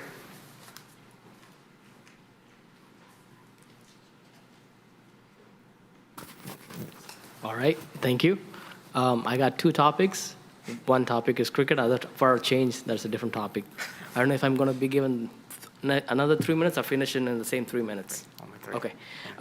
First of all, greetings to all of you, and thank you to Mayor Baker, City Councilmen, who have been part of the journey of getting the new cricket field. Outstanding. That's all I can say. I'm excited to see them, and so does actually even Ann Erickson, who was a previous council member. I want to say thank you, and I want to say thank you to Kurt for building that, supporting from day one. We started this journey in 2020. I even made the presentation. I did say that Troy is slightly behind in terms of the rest of the cities in the country in producing the talents, but we became a model city by prioritizing our budget and making it happen this year. I'm excited about that and being a model city. So another reason I came here is that I did bring some challenge in terms of reservations. I want to say thank you to Chris for hearing our issues in terms of a reservation for youth, prioritizing for youth. He did change the rules, modify the rules so that youth and the adults get equal somewhat of preferences. I want to say thank you to Chris for listening and paying attention to our details as well. I got one final humble request in terms of reservation. It's about the pricing part. So the pricing is set to $300 on a weekdays and $500 on the weekend. Same price for both adults and youth. And there's a resident, non-resident price of $350 and $550. Youth, they don't get any sponsorship. They don't get anything, so that's why I requested to see if the pricing can be brought down so that it becomes affordable and usable by the youth. Otherwise, there's no point. It's not no point. It reduces the point of actually, facilitating for you. That's one request in terms of adjusting the price. The second topic, I want to finish in 3 minutes, is about the bonding thing that they were presenting. I'm in so agreement. I was bummed when I saw the library situation. I'm here to say, basically recommendation is, basically it comes down to the awareness, community engagement, like Councilmember Rebecca said, it's about engagement.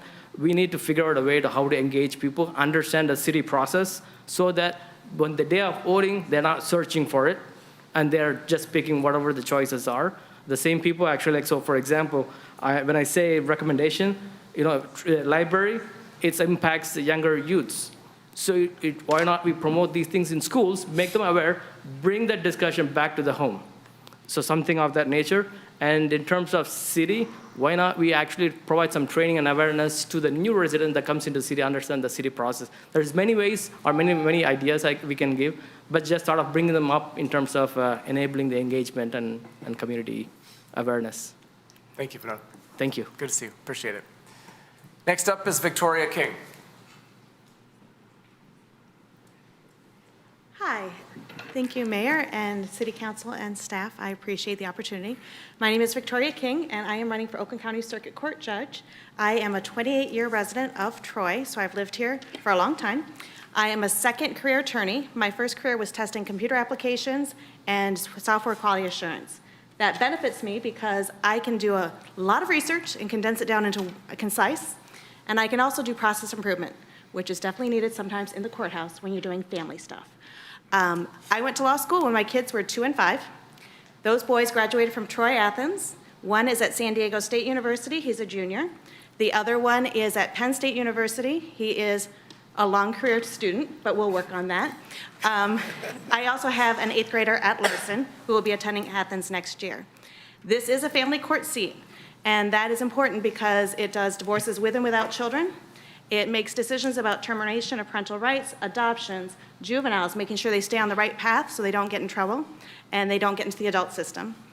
It also involves adoptions, which is the positive thing, something very beneficial to look at. Means you make tough decisions. Those tough decisions are made every day in the courtroom, and they impact the family long after they leave. The difference with family versus civil criminal is that in the family court, you can have that case for 18 years. If there is a child that is 1 year old, when that divorce happens, you could have that case for a long time. And I understand about making those tough decisions, and I think that's important to know. My job right now is a judicial staff attorney. I've been doing that for 14 years. I started advising one judge at the Oakland County Circuit Courthouse for 11 years, and now I advise 20 circuit court judges and 7 visiting. So I know all aspects of the law except for probate, which I could learn quickly if I needed to, but the important thing is I know the court, I know the people, and I can do the job day one. And I'm going to stop while I still have 2 minutes left, so thank you for your time. I guess it's 1 minute, but close enough. Thank you. Thank you. That concludes those that have signed up for public comment for items not on the agenda from Troy residents and businesses. It is now an opportunity for council and administration to reply. Councilmember Gunn. Well, first I'd like to comment on the owl recovery. We get a lot of animals that are injured in the city of Troy. I know we can't have a discussion, but it would be good to have a resource that we could reach out to when we see these animals injured or it's brought to our attention.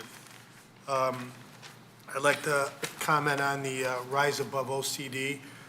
Once again, I see it, youth coming forward with issues that it just amazes me what you guys do when you get an issue and you put it together and you bring it to our attention. So I compliment you on that. And on the cricket field, I'm again very glad to see that the community has got the cricket field. And I guess on the library, we will have further discussions. Thank you, Councilmember Gunn. Additional comments, Councilmember Bloom? Also wanted to say thank you for the Rise Above OCD team for coming in. I know it was a long wait for you to come to your comments, and they were extremely well presented.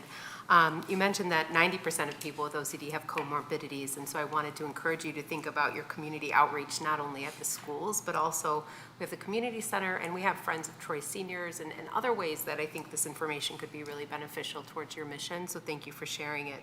And then relative to the cricket and youth lower pricing, youth sports couldn't be more important right now, so increasing access and making sure that that's affordable, especially for cricket that doesn't have some of the other venture capital or private capital funding behind those youth sports, I think is a really important ask, so thank you for bringing that up. Thank you, Councilmember Bloom. Mayor Pro Tem Chanda. Yeah, thanks, Mayor, and I think it's on the same note, first of all, this owl, thanks for Mr. Kappas and taking care of it. I mean, it is certainly a tragedy, but I'm glad that eventually you could at least have one of the siblings rescued and in good health. It is something important. It's an unfortunate event, but I think we were able to save at least one. In terms of the cricket field, I think it's a valid point you raise. We all are waiting for the inauguration of the cricket field and want to make sure that it is utilized properly, it is utilized to the fullest extent. Something we'll be considering. I don't know what we'll exactly do. And then in terms of the rise about OCD, that's another very important discussion. Mental health challenge is something not well understood, but I think it is something. More we talk about it, more people know. Anything we can do to help as individuals, let us know. We are part of the community. We run for public office, so we probably know more people than a regular person, but anything we can do to help spread the awareness, not only among students, but among adults as well as Councilmember Bloom mentioned, it is something that a lot of people struggle with. So the more we know about it, the better it is. So I'll love to help if something way we can spread the awareness. So thank you for coming over and doing what you're doing. So. Thank you, Mayor Pro Tem Johnson. Councilmember Chamberlain. Just to say quickly, Vinod, so I'm aware through State Representative McDonald that I know there's concerns about competing groups using this great new asset that we have coming up. And right away, I reached out to Frank, and he assures us that our youth, the youth that you're leading, will always have priority in using that, our homegrown youth and members. So again, reach out to us if ever you have any concerns or needs. It's exciting to have this new asset, and in my mind, that is one of our priorities going into this next year is monitoring and making sure that our beautiful new facilities and assets, are being used by the community in the way that you all expected it and wanted it to be used. With the OWL, right away also, I thanked Frank, and I hope that, Kurt, I tried to put you on that too, to just thank you for your hours of work, you and your teams that you put into this, and Mr. Kappas, and I'm just forgetting your name, ma'am, who just came forward with your beautiful passion and gifts. I also was assured, as you probably know, we have the Stage Nature Center, and we have a colleague, Councilmember Brooks, who serves on that board, that rescues owls. That's that's something special about our nature center. So it sounds like Stage Nature Center was also kind of in the loop, and I hope that you know them as well. And that made me feel better, that worst case, I know we have some of the best in this community. And now I know we have you, that everyone would be able to work together and to do what's best for our nature. Any additional comments? A couple quick ones. Vinod, as far as I know there was two tracks to certainly access for the youth, given priority. I think that one's been resolved. I think your concern was related to pricing, and we don't deal specifically in the pricing aspects of what our recreation department charges for certain things. Certainly, I know it's been looked at and will continue to be looked at. I did have a thought about perhaps might be an opportunity if for some reason our pricing can't be adjusted any further, but an opportunity to reach out to our Troy Community Foundation. They may have a grant available that could be used for your youth that would supplement some of those costs. It's just a thought I had. We can talk more about that later. But that's probably the type of grant that they would enjoy looking at, that application anyway. We've talked about the OWL, and I think that I think the end result, as tragic as half of it was, there's a beauty in all of it. I do have some thoughts as to how this happens in the first place and if there are protections. My understanding is that the city doesn't require any special survey being done by a tree trimmer or someone who's developing a project to look and see if there's wildlife that may be protected or not protected on site. That's not a city-specific thing, but I'm just curious if there's anything that we could be doing or looking at in the future that could help prevent something like this from happening again. Short answer, maybe no, there might not be, but it's something I'm interested in and a long list of directions we give city management. If that's something that anyone else would be interested in hearing, and please maybe shoot an email to Frank and let him know if that is something you'd be interested in hearing. Because I do think there's certainly one of the concerns we get as it relates to development is the loss of wildlife. And a deer having to move out of woods is one thing, but death and destruction of baby animals is something a little different. So just something to think about. I want to thank the students who came forward today with the Rise Above OCD. Something you said really struck me, and I thought about. I have 3 teenagers, And I'm around a lot of teenagers as a result, so I hear a lot of things being said. And you said early on, oh, I'm so OCD, and how people use language like that without proper context. And they do it in a way that often really kind of takes away from the importance of some of these disorders and disabilities. For example, I hear I'm so OCD, I'm so bipolar, I'm so autistic. You hear all of these things, and 99.9% of the time, the people saying them aren't actually any of those things. So I think that was an important message, and it resonated with me, and I think that the work you're doing is very important, and I appreciate you coming forward this evening. So thank you. I think that's important work. All right. That concludes council and administration response and reply. Before we move on to the next section, I'm going to take a 5-minute recess. We'll regroup in 5 minutes, but let's try to keep it a tight 5 because there's people waiting.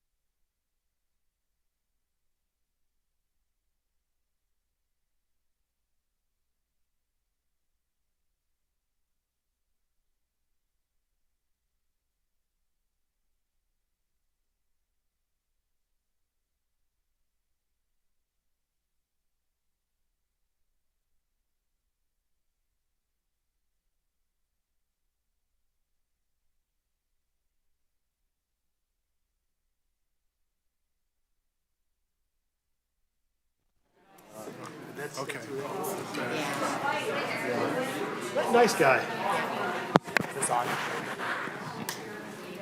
I hate to interrupt all the good conversations that are happening out there, but we need to have the conversations up here. So, I need to have a formal conversation.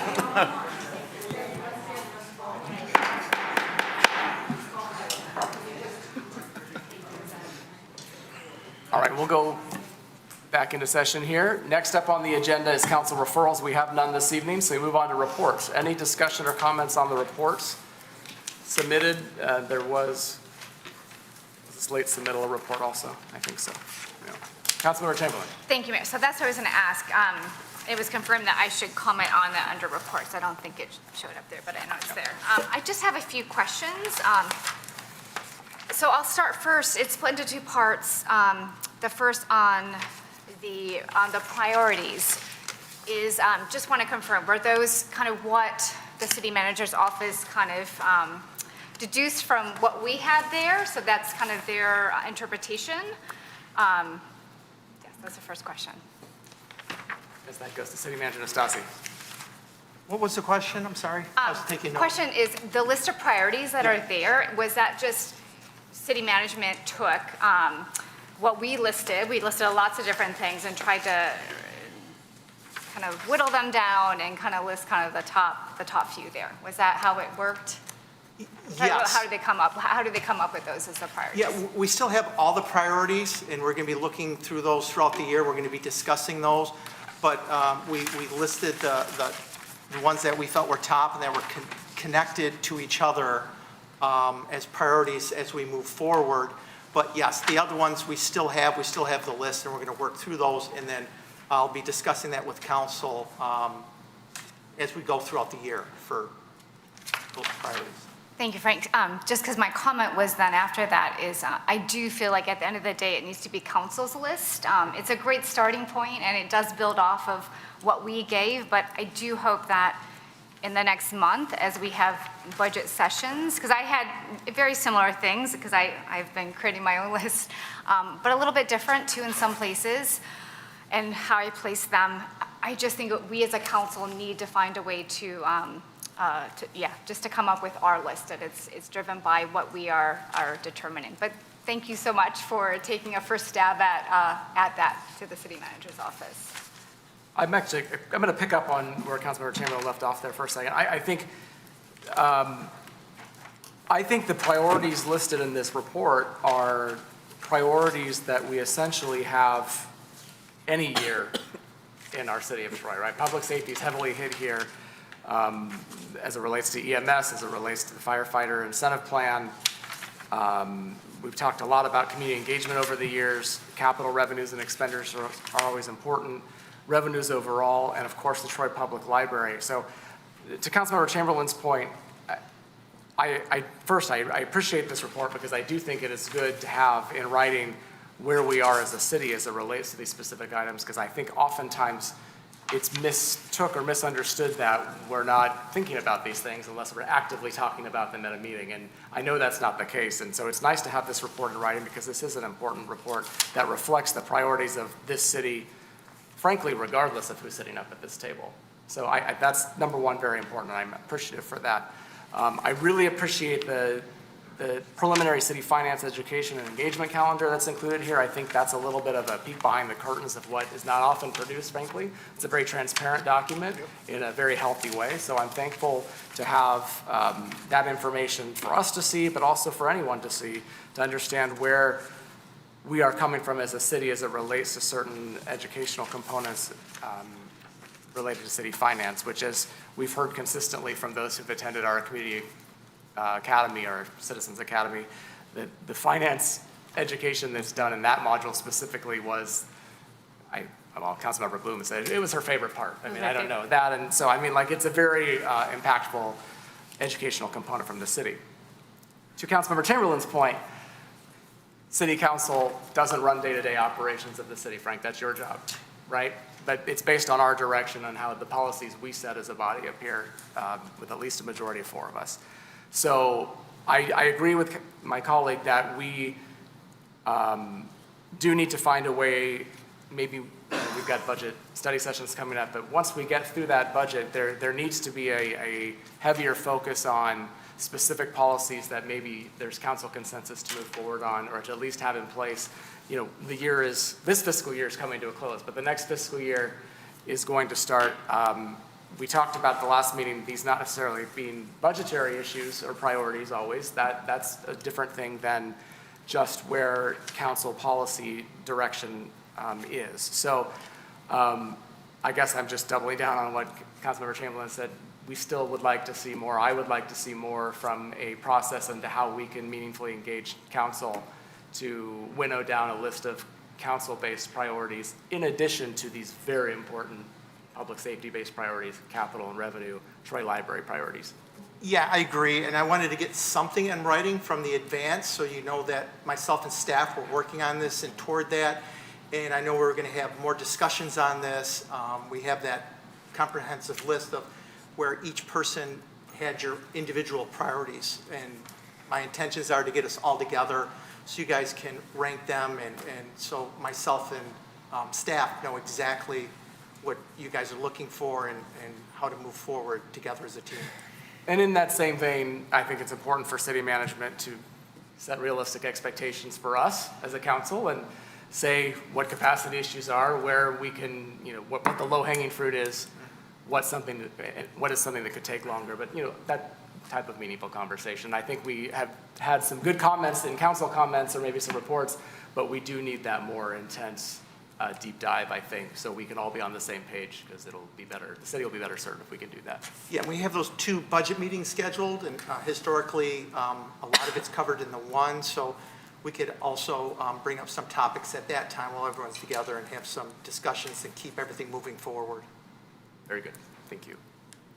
Councilmember Chamberlain? And just to circle back on that, I think just the reason why I kind of keep going after this, and it may be exactly this list, but I think it's just for us to have ownership over that list, because here in this seat, I always emphasize we're fiduciaries, we're decision makers, and we are policy setters. That is what we don't do the day-to-day management, but we're policy setters. And by setting priorities, again, it might be exactly this list, we are doing our role that we're supposed to be doing. So, and then if I could just a couple more things on the engagement part. And I'll just list these as, we don't have to have a whole conversation because we'll talk more on engagement. But just, I want to thank so much. I'm sure, Courtney, this is a lot of your work with Bob Bruner to come up with this list. And I know I've been asking for it, so just really grateful. Would love to see, and maybe I missed it in there, is making sure we get Troy Times articles.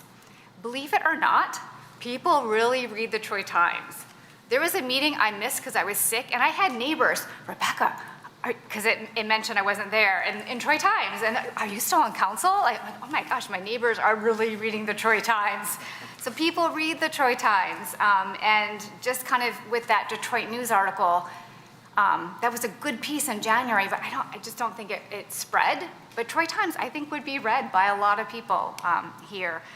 Other things is, I know I mentioned this when we were doing the bond and there was not capacity, but visiting HOAs and neighborhood associations. I would love to see some plan integrated. Maybe you can't hit everyone. Maybe, part of the strategy is you blanket email them, because each HOA, neighborhood association, has a point person of email, and like we have a email distribution in my neighborhood, you can then forward it and make invitations and see what works. And then the other thing, because it's about going and reaching folks, where they are the best we can. And then just some clarification, is the city proposing that a survey would go out in September, and then would we use the summer to then work on kind of the language behind that? And I think what I've remembered is, we usually work with Cobalt, which I think would be great. And usually we get an FYI, or it's sent to us so we can just look at it, or if we have any burning questions. So would the goal then work on it over the summer, some point, not for us to nitpick it, but just look at it, and that would kind of go out in September?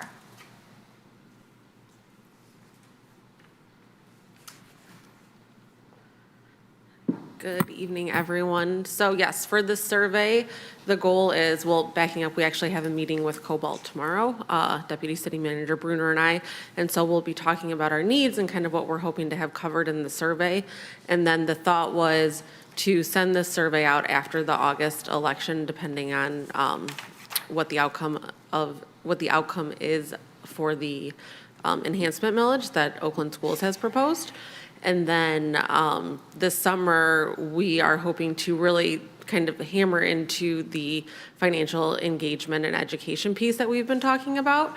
And so what you have before you in this report, that is just a rough social media calendar, just to kind of show you guys that we are focused on really getting the education out there. That is not the end-all be-all. Social media is a part of communication and engagement, but it is not everything. So certainly engaging with the media, and one of the ideas I had on there is an HOA summit, doing a new resident night every 6 months to engage the community, I have all sorts of ideas that I could sit down and chat with you about, but I just wanted everyone up here to know that we are thinking about it, and engagement is a huge priority, and with engagement, we need to do education. And I think that is something that we heard going into the bond and then following the bond. And so that is really our main priority this summer, is starting that. But then once the engagement starts, once the education starts, that will just be a part of our, evergreen content that will never stop, because tax bills will always be going out. So. And what I saw on that calendar is not just social media, but I saw those mailings and those being opportunities to put a leaflet in, kind of like we did with the bond. And I think that is so important, because most of the people I talk to, busy parents, seniors, others in my neighborhood, no one was following our social media. So social media is important, but I do think these other tactics are just so essential. So I loved reading about them, so thank you. Yeah, no, we're excited to get out in the community, and once my department is fully staffed and, we go into the next school year, we can come up with opportunities to partner with the schools, and, whether it's getting into classrooms or at the football games or whatever is appropriate, but it's really focusing in on the information that we need to get out there, and then what type of feedback we want to receive back as the city, so. Councilmember Bloom.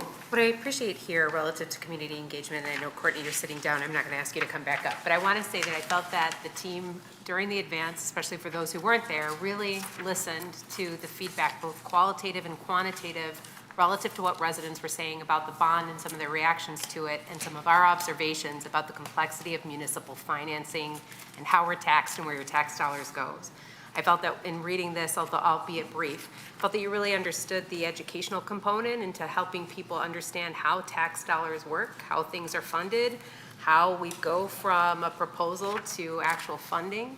And I agree with you that that's not something that takes just 3 months. That's going to take time to do engagement the right way. And if we really listen to the comments that were given throughout the bond process, that came up multiple times in different ways, but all pointing towards the same question as to how and why. And I feel like the tools that Mayor Baker mentioned relative to the Community Academy, that was my favorite session. And everyone who sat in that meeting, and it was occurring during the bond, all walked out with a similar understanding and a similar point of view as to why a bond made sense.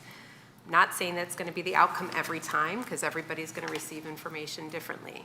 But we've got good tools, and we've got people who are willing to engage, and I think in doing so, I think you've got another shot at making the right thing happen for the city of Troy. So thank you. Additional comments on this report or any of the other reports? Councilmember Brooks? Thank you, Mayor. I just wanted to highlight O2A, EMS monthly report. And just looking at the performance metrics, they are good metrics so far. So it is reassuring that, our EMS system that we are contracting with does seem to be performing well. So, we're going to continue to keep an eye on that. And I appreciate the monthly updates, basically, that we receive. Thank you, Councilmember Brooks. Councilmember Hamilton.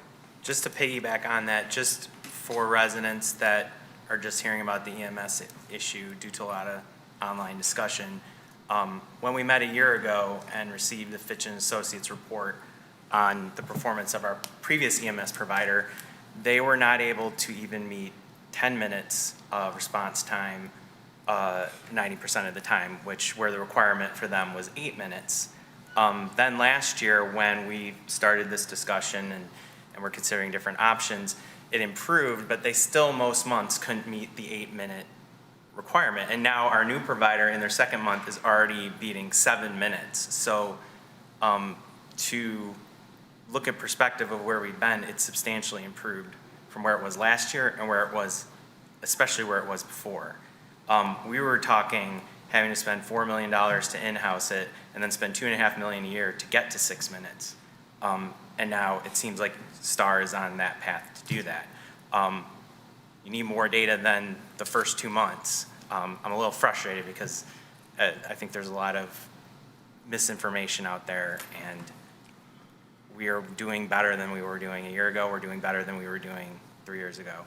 And after 6 months is up, if they can meet the 6-minute requirement, then that was the original goal of in-housing it in the first place. So I think we're on the right path, and anyone who knows the honest history of this can see the improvement.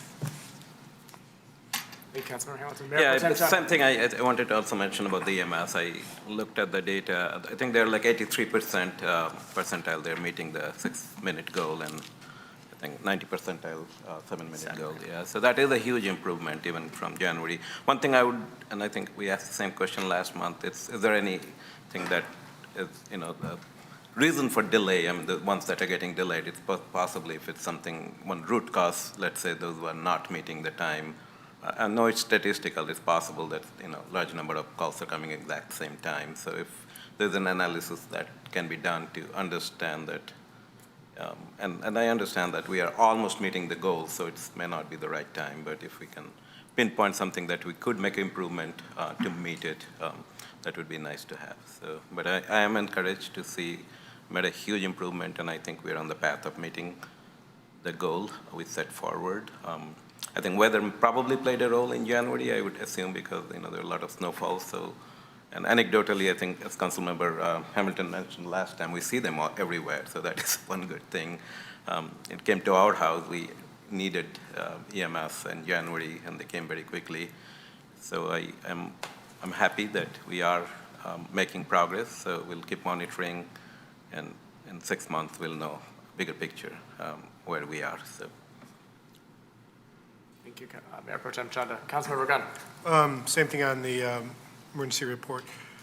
It does look encouraging. I would like to see a little more data, but my question is, do we have a STAR ambulance sitting in the city of Troy on a regular basis now? Or? Yeah. Okay. Quite a few. I see them all the time. Yes. Everywhere, yeah. Additional comments, questions on the reports? All right. Next up are council comments. We do have an advanced council comment submitted by Councilmember Hamilton, so I guess we'll start there. Councilmember Hamilton. I'm not going to read what I submitted verbatim, but I'll give you the general idea. I'm seeking council consensus to show that that the survey of where residents stand on our capital needs is of such utter importance and time critical that it needs to be ready for us by July so that we can make a decision on putting something on the ballot this November. To kick the can down the road on the current library project or any of these other capital needs, to me is a massive error that we're making. Just like last year, I was the only council member that listened to the Friends when they spent their own money, substantial money, to bring us forward a survey that showed that the plan that you guys were doing, that I ended up supporting because I'd rather have a vote, was going to fail, and yet we ignored them. And I'm still frustrated at it. And I was the only council member that put forth 0.9 mils, and no one supported me on that. And so, I haven't in a public meeting been able to air that, but I think the primary reason the bond failed is because we didn't have the data to see where residents were at on it, and we ignored the data that was provided by us from the Friends, and you can see how frustrated they are. Someone we should be allying with that feel, haven't we done something extraordinary wrong if that's the frustration they feel? And so I think we're way off on what our current plan is. To have a survey done in September it should not take that long. I mean, political campaigns can get a survey done on a new topic in a week. Like, I don't want to do it in a week, but to me that makes no sense. To wait another year or another 2 years to see where the public stands on a standalone library vote, to me is why it's fiscally irresponsible, like straight up. Like you heard what they said of all the different things that the library is going to need just to survive a few more years. We're going to blow all that money on that just to keep waiting to do more engagement. Like, we don't even know where the public is. Okay, to have a $75 million library, a bond over 30 years is 0.47 mils. 0.47 mils. We have no idea where the public would stand on just that standalone by itself. We did not get answers last year. We had a jumbled package that was 1.1 mils that failed by 10%, and yet 3 current council members, 3 candidates that were strong supporters of it all got elected definitively by nearly double digits. That is about as clear as mud as to where the residents stand on the library. So to me, it is unacceptable to not have those survey results for us in July to decide what to put on the ballot. Like, do you honestly think that 0.1 mils for fire apparatus would fail on the ballot this year? That would pass overwhelmingly. I have little doubt. I think roads would pass. Like, why are we waiting and allowing further decay of our capital needs? Rochester Hills, I talked about how they have 20% higher millage rate than us. Now they have a 30% higher millage rate than us because they went ahead and put things on the ballot to increase their police funding, and they don't need the massive community engagement to do it. They just put it on there and let it ride. If we're worried about overtaxing our staff doesn't have to do anything. It's one vote to put something on the ballot. Put it on the ballot, let the voters decide. Let the friends advocate for it if they want to. The city has to, if we're overwhelmed because we don't have the funds, put it on the ballot, let the people decide. November 2026, we're gonna get over 50% turnout. The next time we're gonna have 50% turnout is November of 2028. So we're gonna blow 2 more years of capital funds on failing infrastructure in the library and let our roads decay further and defer other things that we could be prioritizing with parks just to wait for more community engagement assessment.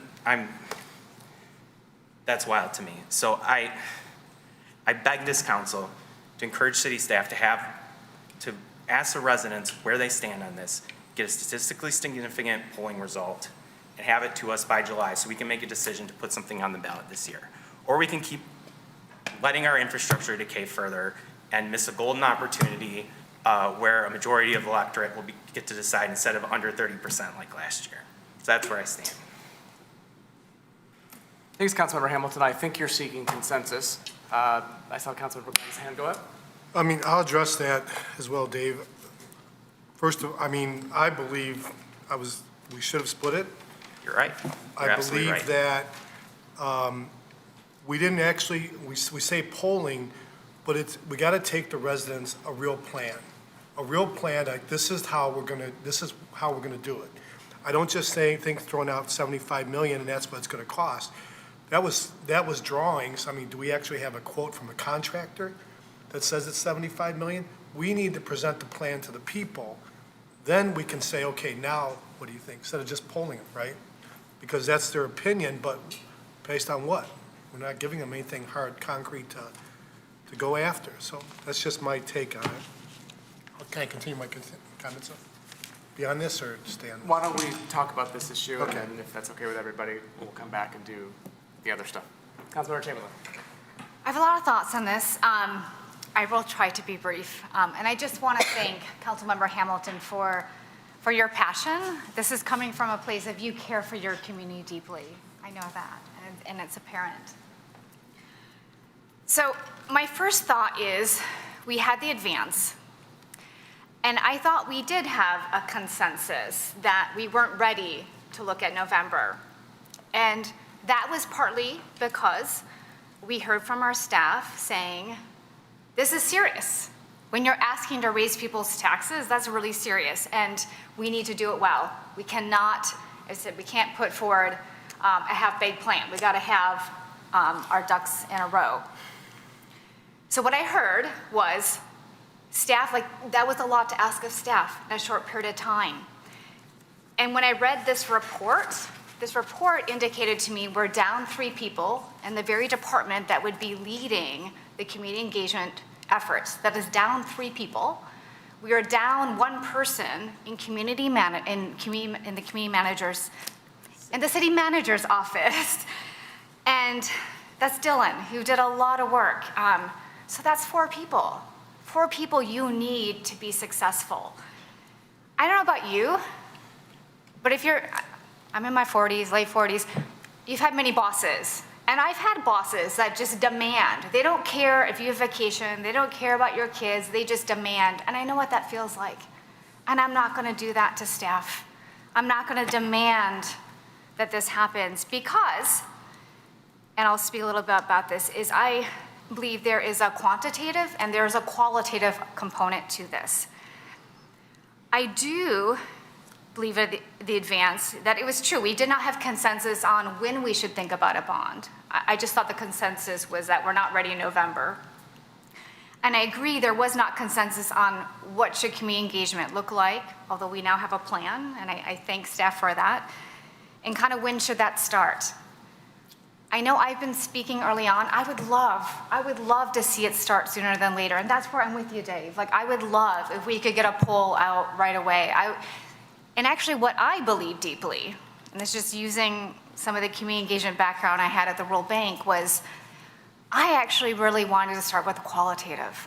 I really wanted to start with some form of task force. I was suggesting, because we don't really do task force here, like a FIT team, financial ideas team, as a way to say, we're listening to you. We want to bring you into this. We're open. The books are always open, but we're opening the books to you and we're inviting you in. And let's have a conversation, a 2-way. A poll is 1 way. A FIT team, a task force is 2-way. And that's because when this happened, I spoke with some colleagues. I have a friend who's a mayor in another pretty good-sized community here in Oakland County. Same thing happened to them. They heard from their residents that they wanted, I can't remember if it was a bond, but they wanted something. And it was a tax increase. And then it failed. And it was kind of like us. If we remember, we did have polling, a couple years old, but we did have polling. And when we asked people, they said they're willing to pay more to get more. We have polling that says that. Again, a little bit old. And they said, what would be your preferred method? We laid out options, operating, debt millage, and they said debt millage, a bond. They preferred a bond. So we were going off of some data. It wasn't completely, out of the blue. And so this colleague, this fellow mayor said, same thing happened to them. They heard from residents, they wanted it, then they voted it down. So she created a task force. And again, I wasn't asking city staff a task force, but like a FIT team. And she brought people together to talk about why it failed and what would be amenable, getting people who supported it, didn't support it, and try to figure out, do some of that sausage making of what would actually be acceptable. Maybe it is, we focus just on the library, which is our real need. And so that is a way you say, I am listening to you. And then they were successful. They put it back on the ballot, and they were overwhelmingly successful. So that's what I want to start with. I've talked to Frank, I am kind of disappointed that we're not able to get a financial ideas team, some kind of like task force off the ground where we share, death by PowerPoint, on our capital situation. But I'm still thinking, I often would invite our city manager into my neighborhood association. I'll find some other way to make sure I'm sharing this and I'm trying to spread the word with a diverse group of folks. But I think that is starting with some way of saying, I'm listening to you, residents, I'm inviting you in, I want you to see, the nitty gritty. Because I had so many people reach out saying, I want to be a part of some financial ideas team. Like, people really wanted that. But again, you do have to start by doing the polling as well. And my hope was to have focus groups. I actually gave a timeline in the advance when I gave my priorities of when I wanted the 15 up and running by April. I wanted to hire Cobalt and try to get that out within the second, third quarter. But if September is when we can do it because we're down 4 staff, I'm fine with that. I am fine with that. And then wanted to be able to have, we have the current option of the library, and then have focus groups that would look at that, have a mid-range, but that requires hiring an architect to be able to, or being able to have some image to present, and an image of remodeling, and just focus group it out, because polling will only tell you what, it will not tell you why. Like when we polled people and they said they'd be willing to pay more to get more, we didn't know why. We only knew the what. You got to do both. That's why you need quantitative and qualitative. And so I don't think polling is the only answer, but it is a very important part of the answer. So I've been verbose, but I do have lots of opinions, and I do support city management, what you put forward. And I had long talks with Frank about this in advance of me sharing any of this, and talking with Dave, empathizing, but hearing, as Frank and I talked one-on-one, I hear you, like with staffing. And again, I will not be that mean boss who says you must do this just to do it. I want to work with, we're a team. Thank you, Councilmember Chamberlain. We'll just move down. Mayor Pro Tem Chanda? Yeah, I would be brief. I think we keep hearing we did not have engagement, and it's kind of misleading. The library had a lot of community engagement. I think library has been selling what they want, what we need for many, many years. So what we did not have is the other stuff. And going back, if I had to vote again, I would vote for library standalone. I think that's what we need. We have no other means to save the library other than having a bond. And sooner we do that, the better it is. And I'm with David on that. I think we need a polling to understand how much people are ready to pay. If somebody says that, 0.1% millage or 0.1 millage increase for a new library, I think we'll get 90% support. 0.9%, maybe not. So people are ready to pay, but up to a certain point. And people are taxpayers. Like, we're not immensely rich. We have an amount that we are ready to pay. People know what the library is. I think we have a pretty good idea based on what has been presented. If 75 million can get it this, 60 million will probably get this, except this. I am in favor of actually having a poll similar to what the Friends of Library did. I don't know if we have this money. Basically, if we have the money, we can hire a company to do that. I don't think city staff has to do that.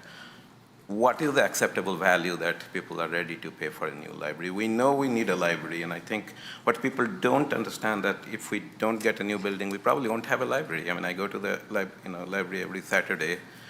A lot of people are thinking, well, why do you need a big grandiose building? And that's not the case. We do need a building. It does not necessarily need to be a Taj Mahal like some people predicted it. It's not. It is a relatively small building that I think a city like Troy that needs. But if the consensus is, okay, we can't pay 75 million, we only ready to pay 60 million, 50 million, let's do that. Let's find a design that will fit into that 60 million. I am with David. I don't know if we need a consensus or you can put it on vote. I would actually propose to find out where that sweet point is.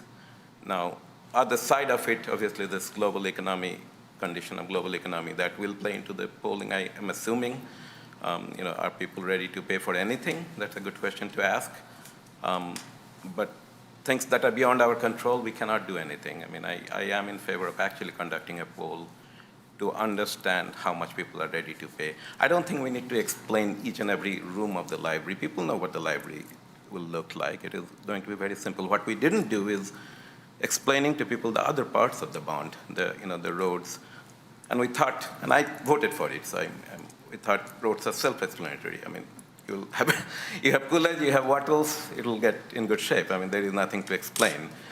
Same with the fire truck and the parks. There were not a whole lot to explain. So that was the assumption that I was under, that we don't necessarily need a huge community engagement to ask people to pay for it. But looking back, it was a mistake, I think. We just should have done one, or maybe divide it up, as Councilmember Gunn mentioned, I think. But I am in favor of actually understanding where people are, even if we have to make a decision that we don't go this year. Looking at the global economy, looking at the big picture, it's very much possible the answer is we don't do it this year. But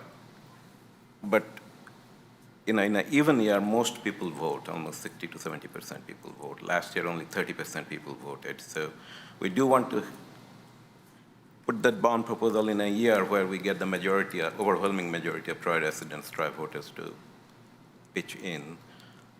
So I am in favor of at least knowing whether or not we can put it on the ballot. And what I understood is, I think the Friends of Library spent close to $20,000 to do that survey. Can we do something similar, maybe something cheaper, maybe not as big? But I would like to get this done before July, and I kind of agree with David on this, that if you make a decision that, no, we don't do it this year, it's a valid decision. It says, no way people are going to pay for even 0.2, 0.3 millage. Yes, get the message. But I think it is a fair question to ask, are people going to pay up to 0.4 millage? I was also in favor of the 30-year bond proposal. I didn't get a chance to vote on that, but I don't think that would have made a huge difference, 1.1 versus 0.9. But people only care about how much they're paying. And people have a good idea about what they're getting. Yes, it's good to know exactly what they're getting, but I don't think we have that kind of time right now. I mean, so that's kind of where I am. I would love to see this survey done, get a feel for what is that sweet point. I mean, as an engineer, we talk about, your preference.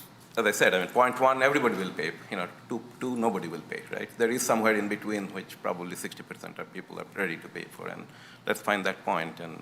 And if that point is so small that that we can't build a library, then yeah, that is the conclusion. We don't have a library.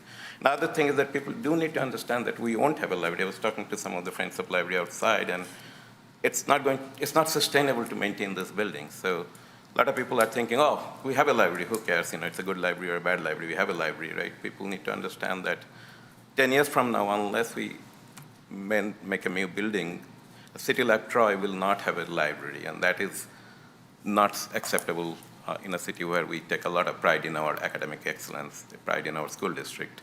So that part, I think we can hound on people. We can make people more and more educated that, okay, the building is in a shape that first of all, we cannot throw away more money, number one, and number two, very likely we have to close the library at some point. So. Thank you, Mayor Pro Tem Chanda. Councilmember Brooks. Thank you, Mayor. So, first of all, I just want to make it clear that I think we all want the same thing. All of us here on council, the Friends of the Library, city staff, we all agree that our current library is not where we want it to be, and we're all fighting for a new library, I think all of us. So I want to make that very clear, that we all do want the same thing. Councilmember Hamilton, I appreciate your passion as well, and I understand your urgency. And why in many ways it would be great if we could pull something together to be able to put it on the ballot this year. I think that would be wonderful. However, I also agree that we did have a lot of discussion at the advance.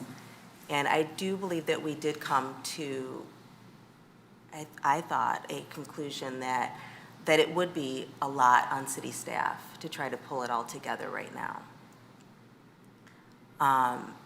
The amount of community engagement that we need to have to be able to pass a successful bond, I think I don't think that we will be able to pull it together fast enough to have it on the ballot in November. I know that, we're talking about maybe just sending out a basic, questionnaire or polling, but even that can get complicated because, there's different tiers, there's different questions people may have. And so even that, just trying to explain it and trying to get information out and trying to, make sure everyone's on board with all of it in that time frame, I think would be very, very challenging. So that is my concern, because I want more than anybody, and I think all of us want more than anything to make sure that this is successful, that whatever efforts we put forward, moving forward, put together moving forward is successful. And so I think it's really important that we do it the right way and that we engage, with the community in a robust, appropriate manner, that we really understand what our community wants. So that when we do put it on the ballot, that we know exactly pretty much how people will vote. And so for me personally, I just don't think that we have the time to do that right now and get it on the ballot this year. But I do appreciate and understand the urgency of that, of wanting that to happen. But for me, I just want it to be successful more than anything. And that's why I want to make sure that we do it the right way. So that's where I stand. Councilmember Brooks. Councilmember Bloom? Yeah, I'll do my best to be brief as well. I wasn't on council when the vote occurred. I was in the audience and had the privilege of then going door to door and knocking and talking to people where they were, and then going to as many community sessions that Mr. Nastasi hosted and heard consistent themes, right? There is a lot of information that's already been provided relative to some of the concerns and why we spent so much time in the advance talking about the community education and engagement aspect, so that we could respond well. I think if we were to go forward with immediate effect with a poll and not have taken the time to go deep into the qualitative and to the quantitative with the resources that we have, we'd likely end up to Councilmember Brooks' position that we'd probably be making a similar error in terms of our ability to tell the story well and to provide an example that wasn't a Cadillac when I think most voters were looking for a Chevy option. Chevys are nice, well-contented. I used to work for GM, so these are things that are reasonable, that can happen with reasonable resources and time. I think where many people may feel a little discomfort in the conversation about staff and resources, so that we're not in a position where we're spending $4 million on a failing building and finding ourselves 2 years later wishing that we would have acted sooner. And Councilmember Hamilton, I understand your urgency here. The only way that path forward exists is with a third-party agency taking the bulk of that effort on behalf of the staff and with guidance from the staff.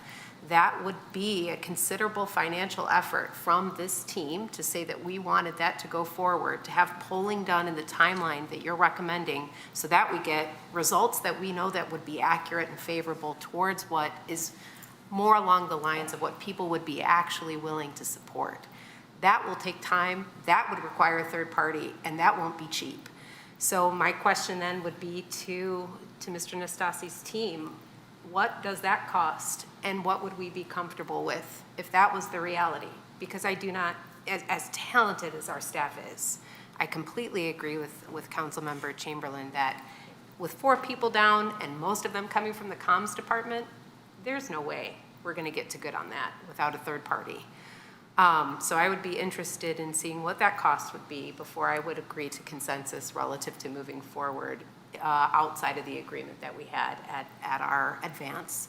And I do understand and appreciate what the Friends of the Troy Library are trying to do here. Spending $4 million on a failing building and seeing yet another year or 2 years go by, and then seeing an operating millage on top of another millage does not sound like success for the library. And as Mr. Chanda said, the other alternative is no library, and none of us want that.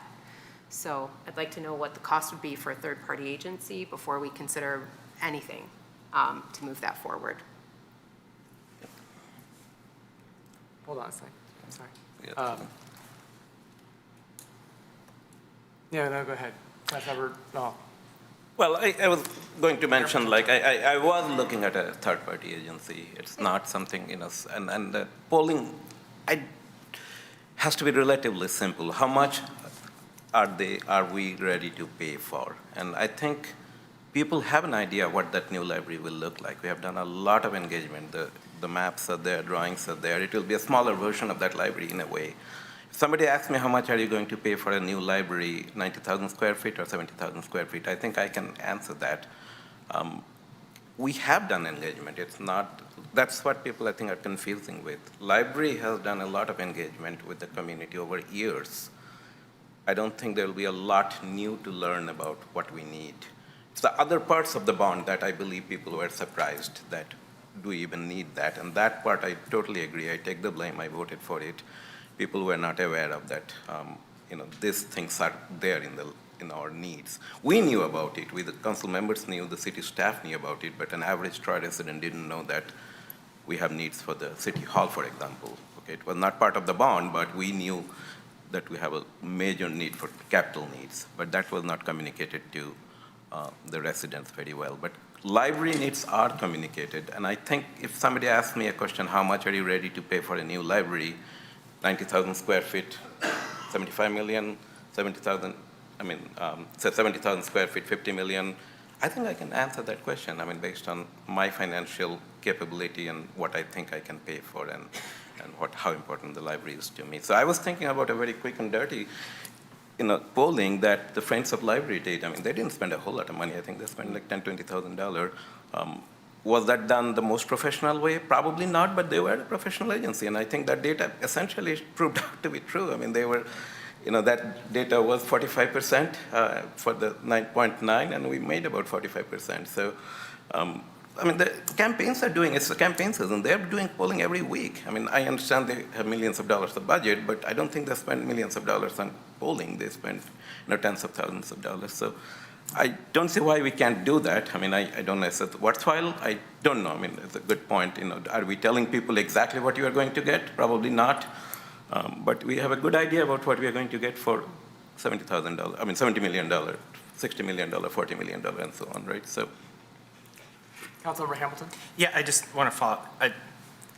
What's going to cost the city a lot of money is having to blow more money on all the things that the building needs. A new boiler is going to be what? The whole HVAC setup is going to be over $1 million. Like, if that blows, we have to replace it or we have no library. And that's probably going to happen in the next few years, maybe before 2028.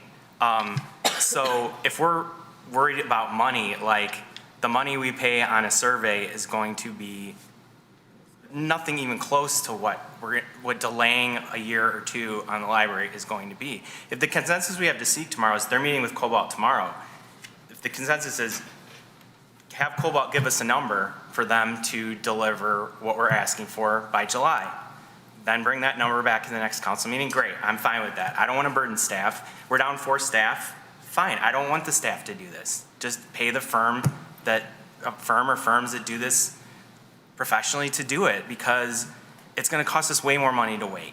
To wait another year is going to cost a lot on a building that is failing, that's not delivering to our residents.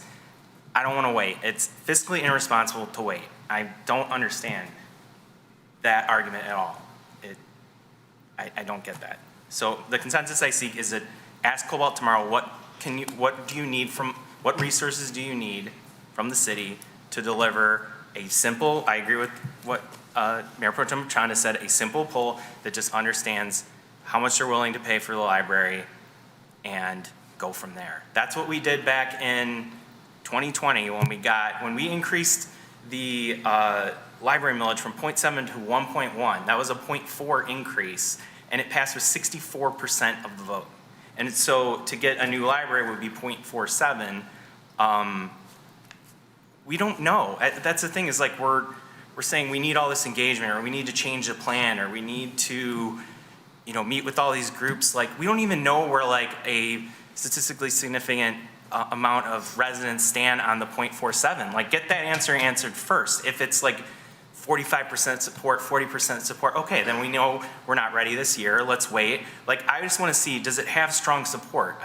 The history with the library is when the library is up, straight up by itself, it's getting 64% to increase the tax rate by 0.4 in 2020 during COVID. So where are we now? 50 million for the library would be 0.3 mils. Our millage rate might drop 0.3 just from the millage adjustment from Headley Amendment this year. The Oakland County put a 0.3 increase for their parks, and it passed in an even year general election in 2024, and it passed overwhelmingly. They didn't do a community engagement. They didn't put a huge effort. People were just okay, we want to spend more money on parks. Great. And they voted for it. We're ultimately just respecting our residents to do their homework and make the decision. All we're doing is enabling them to make that decision, but we've we're just gonna keep waiting to let them make a decision on the proposal we spent all this time and energy last year to bring up. Like, just let them decide. If they vote it down, if we put it on the ballot this year and do nothing and let them decide and they turn it down, great. Like, that doesn't cost the city any money to add 5 lines of text to a ballot and let people vote on it. If we need to do these like sessions and everything, yes, that costs city resources, but you could put it on the ballot and just let the friends do what they want to do and just see where the people are at. And if they vote no, great, then we'll do a new plan. That makes our decision clear, but instead we're just gonna wait another year and maybe put it on the ballot in another odd year election where only 25% of voters, or wait till 2028, where again, we're probably gonna burn millions of dollars on the old building that we don't have to. It's not close here. Like, you can just ask Cobalt tomorrow, what does it take to get what will it take from us to get it done in July? Okay. And if it's too much, then fine. We understand what consensus you're seeking. Councilmember Gunn, then Councilmember Chamberlain, then I'm going to talk. All right, real quick. I think the issue, though, is we got to be smart about this, and part of our discussion last year was what I heard, I think we all heard, residents say, we just approved a school bond, and that cost us upwards of $100 a month. Now we got another school bond that's coming our way this year, and that can affect people's mentality about, we just got another school bond, and now we're asking for a bond from the city. That's the challenge. And why I say, okay, let's take it slow. I'm not saying wait till 2 years, but let's process it properly. Hopefully that school bond, I mean, if it gets passed, that's 1.5 right there, right? That's why I'm saying I want to see in the polling 60% support. David, Because David, I know. I'm sorry, Let him but finish. Are you finished? Yeah, I'm done. All right. Councilmember Chamberlain. Okay, just 2 quick things. I'll be brief. So timing and staff. So as someone who's had to engage third-party entities, so it would be Cobalt probably, I don't have a figure, but I don't think, for me, I don't think it's about the cost of it, it's about the staff time. Because even with a third party, my experience is you have to review the questions, you have to give input on questions. There's a lot of staff time that is involved with it. Even a down and dirty, there's still staff time. I think the second thing to me, which is more important, is timing. So research shows there's ideal times when you want to get surveys out. The only way I think that I would be open to pushing staff, if they can do it, again, I want to hear from staff that they can do it, is if we could get it out before the end of June, or really by the middle of June. Because once 4th of July hits, that's just not an ideal time. You do not send out a survey in the middle of the summer. So for me, it's either sent out by the 2nd week of June, because you got to give them also 2 weeks to get it done, or you send it out in September.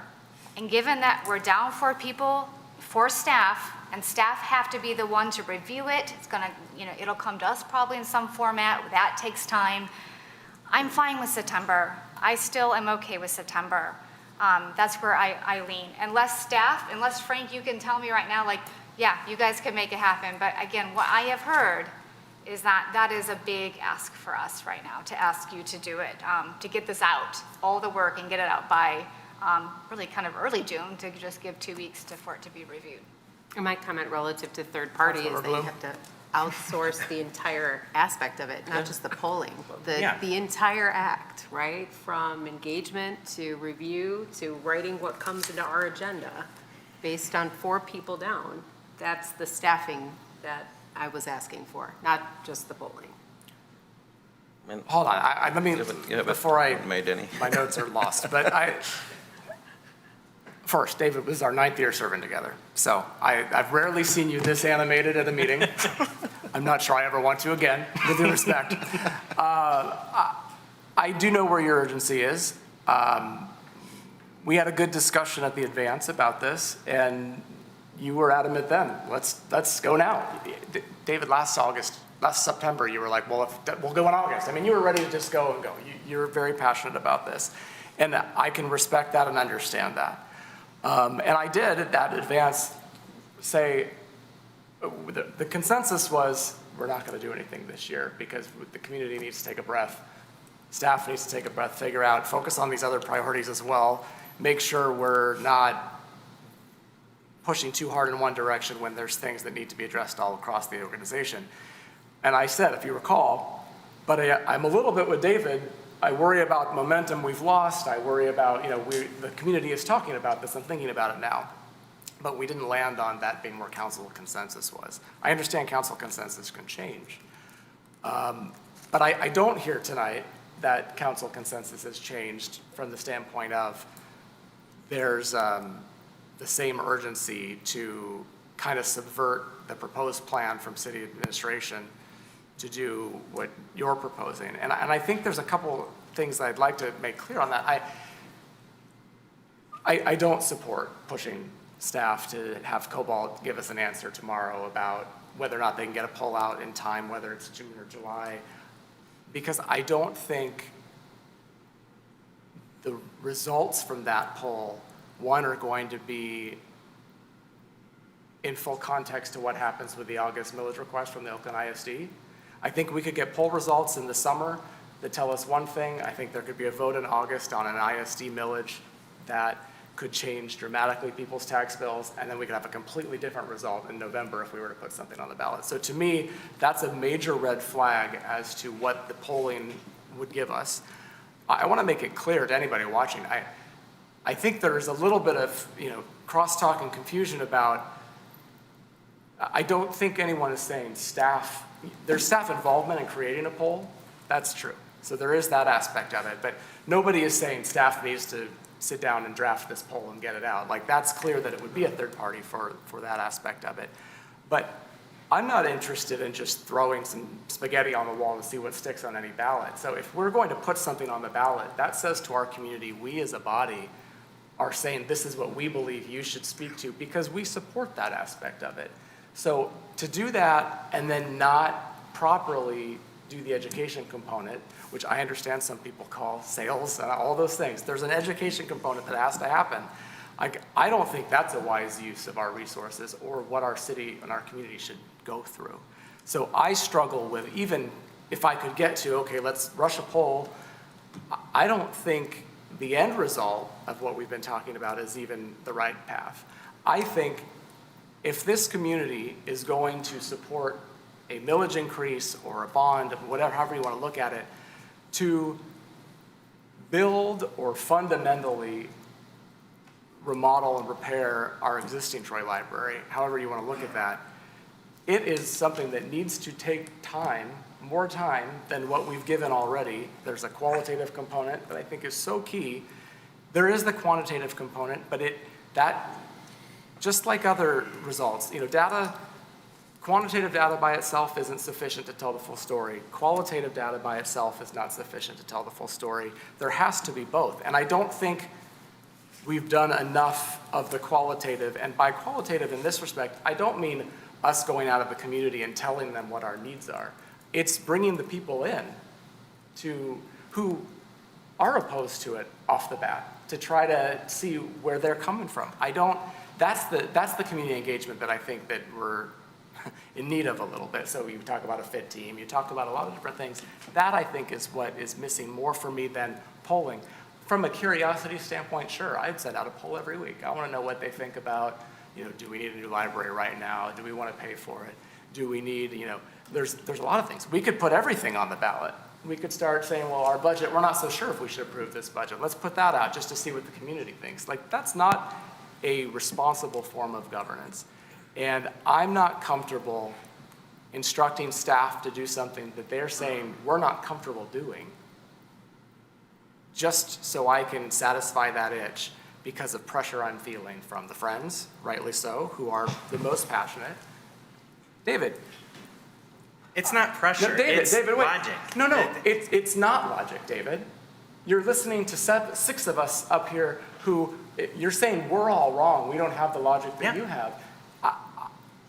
I would disagree, with respect, with an understanding of where you're coming from in this, because I do believe you want a new library, as I do. And you were the first to stand up at the State of the City a couple years ago when I said, let's get a new library. You were the most excited about it. Everyone else looked a little bit like, uh-oh, what's he doing? I get it. I know where you're coming from. But we are more than just one aspect of it. And you see hesitation from us, from friends. You talked to some people on this council about this before you put this out there. I know you did. You didn't talk to me. I bet you didn't talk to Mark. I don't know who else you talked to, but I can guess. You know, you didn't come to all of us to try to see where we were really at and seek consensus the way that you could have. I don't. That's what I'm doing here. Well, right, but there's just a method that I think that could play out a little bit, and I'm sorry there was some revisionist history that happened from this table tonight, and I want to make very clear, our city staff, the educational component, it did touch all 4 pillars. Community members made it library focused. The Yes Committee made it library focused. It was yes for Troy Public Library. Of course, the library took that attention, but our city staff, if you go back and look at the educational components, always the 4 pillars were addressed. So it wasn't for a lack of the education coming from the city team. I just don't want anyone on city staff to think that you're being slighted, because I don't think that was the intent, but I want to make that very clear. We absolutely did talk and educate about the other components of it, and that was really important. And I also want to talk about, you know, our Cobalt survey from 2022. I think you talked a little bit about it, Councilmember Chamberlain, but that said people are willing to pay more for certain things, and if you dug into the crosstabs a little bit, they're more willing to pay for public safety, fire and police. Something they were not as willing to pay for was the library by itself. Like, that had a much lower likelihood of people wanting to pay specifically for it. So we do have some data. Now, that's old, and a lot of things have changed, and so I recognize that. And I'm assuming our next round of, you know, benchmarking polling and the COBOL work will address some of those things. And I think because of the education that's happened, there is some difference there. But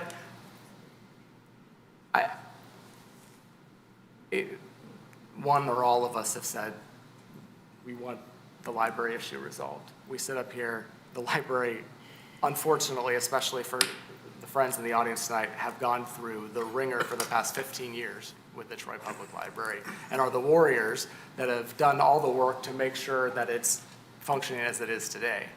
And so I feel like I sit up here and say, no, I'm not ready to just throw a library-only millage request out there, or bond request, or polling.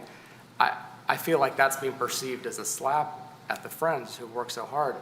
It's my perspective on how to best get to the end result that's going to serve all of us as a community. So I'm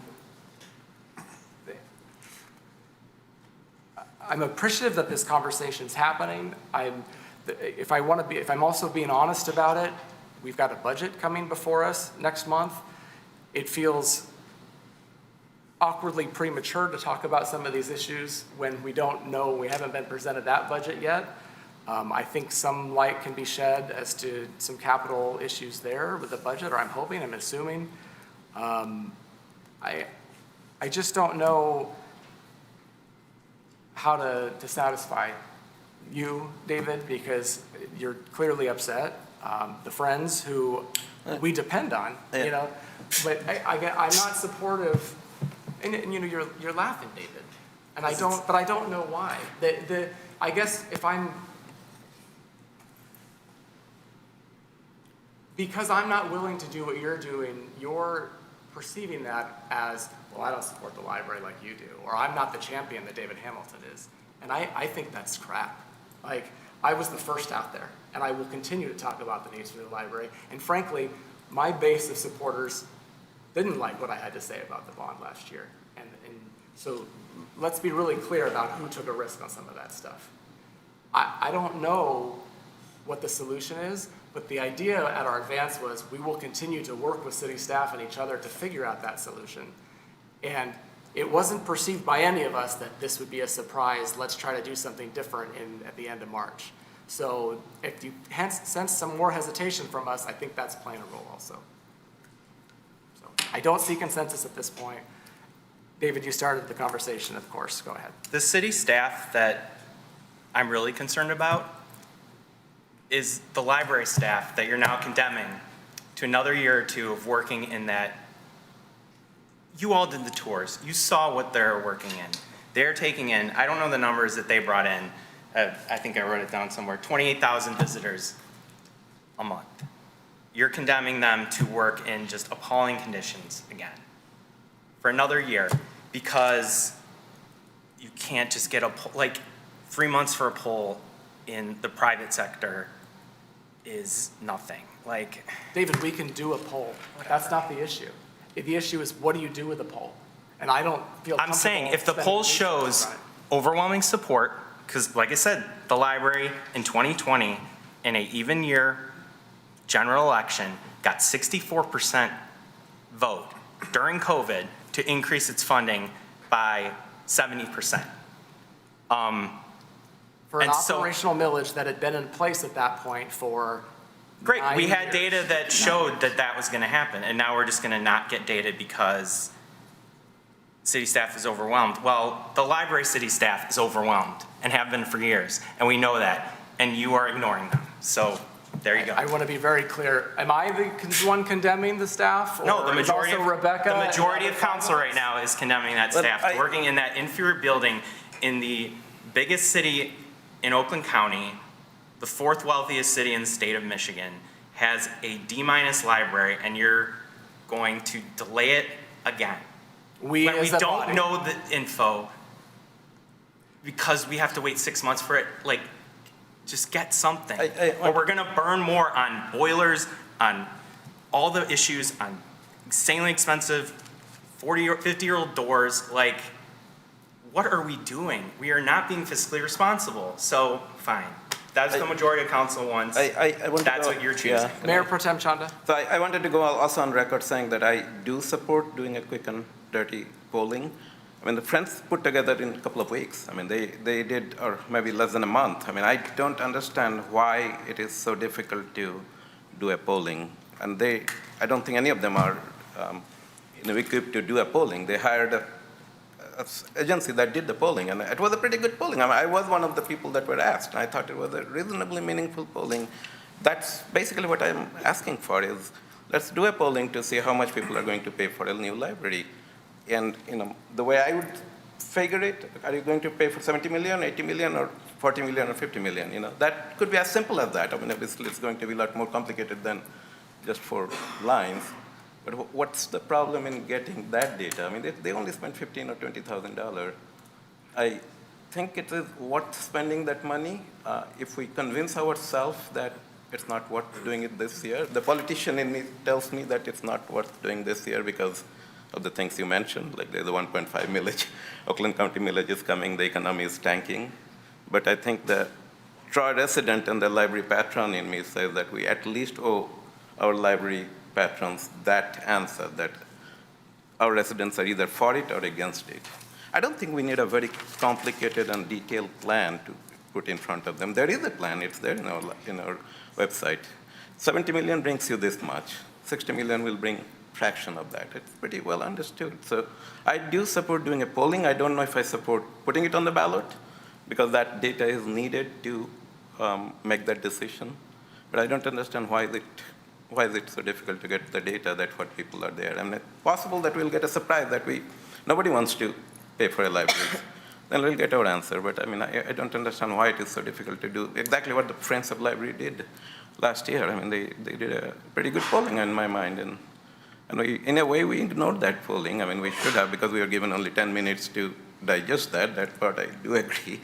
I knew a little bit more about it because I was one of those who were called. And in my mind, I get called for political polling all the time. And I think this was a pretty well-designed poll. So I do go on, I mean, at least want to go on record saying that I do support doing a polling for this. So. Again, I don't. But we don't I'm have not a the one to consensus. be convinced. There's 5 of us here that are on the same page. Same page, yeah, I so think I want to be clear, though, that it's not that we're not capable of doing a poll if we wanted to. Like that's not our concern. Understood, That's yeah. I not mean, the issue. is it useful? Yes, that's a valid question. It's whether or not yeah, it's yeah. useful and how it would be useful. Yeah, that's a valid question. Councilmember Guy. I'll just, we all 7 want the same thing. We want an improved library. It's not that, Dave, I think the biggest issue, like what Mayor Baker said, throwing spaghetti at the wall, if we do that again and it fails, and now we come back in another year and try it again, we need the time, and the biggest fear has got to be that school bond, because voters are going to be looking at this school bond, and now what? Now the city wants it? It puts us in it puts the library and all the work that they've done in a bad situation where if we do this right, by next year, maybe we can have this library approved. But we got to come back with a real good, solid plan, not just throw it back out there because a poll says, well, that poll will change when they see the school bond come out. That's the challenge. So better is nothing. There's no data. Well, if that's how you want to spin this, David, that's how you can spin it. That's your words, not mine. Any other council comments? Councilmember Gunn, I know you had some that were unrelated They're to this. not related to the library. Well, first, I just want to congratulate all the newest and promoted police officers. I was honored to be there today and see the best police department in the state under Chief Jones' direction. I always like to point out a student in Troy that's done well, and I'd like to compliment Giovanna Carter. She was recently named a 2026 Michigan Scholar. For those of you celebrating Easter, I'd like to wish all of you a happy Easter. And something that Dave and I do agree on, good luck to Michigan and U of M in the basketball tournament. I will wish MSU good luck as long as they're not playing Michigan. Councilmember Bloom?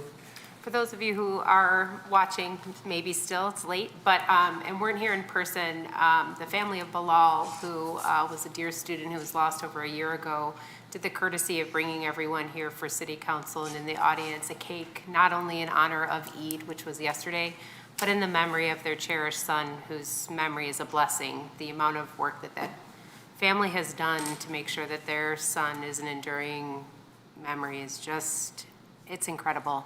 So for those of you who aren't with us tonight, just wanted to say thank you to Friends of Bilal and for bringing not only the opportunity to celebrate Eid as a community, but in remembrance of their son. Thank you. I also, Mayor Pro Tem Chavez, sorry. sorry, I wanted to also mention that, family of Bilal, I think, brought the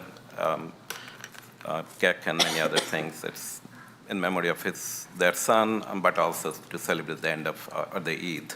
I also wanted to say happy Easter and St. Patrick's Day, I think 1 week later, so you'll see me in green. That's the only time you'll see a Michigan fan in green, so go green for one reason.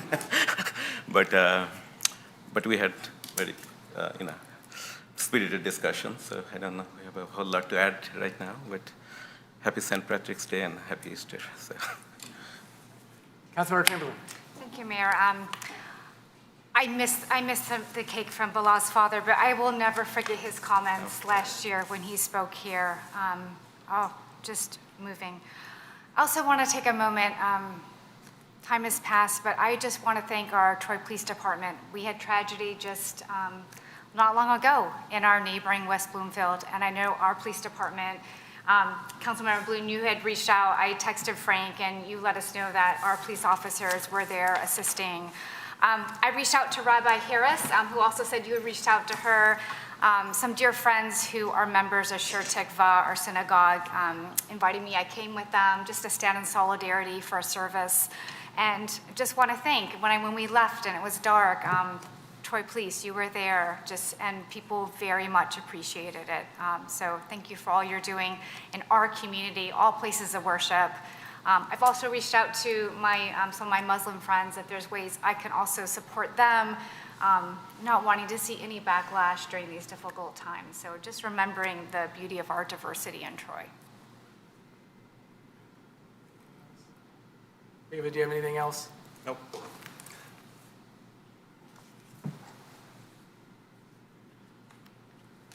The looks on staff's eyes. We should probably also, I won't say anything else tonight other than, David, I do appreciate you bringing this forward because what I think is lacking is a conversation or a public conversation that people see us thinking about these issues and talking about it. And I know the advance wasn't well attended.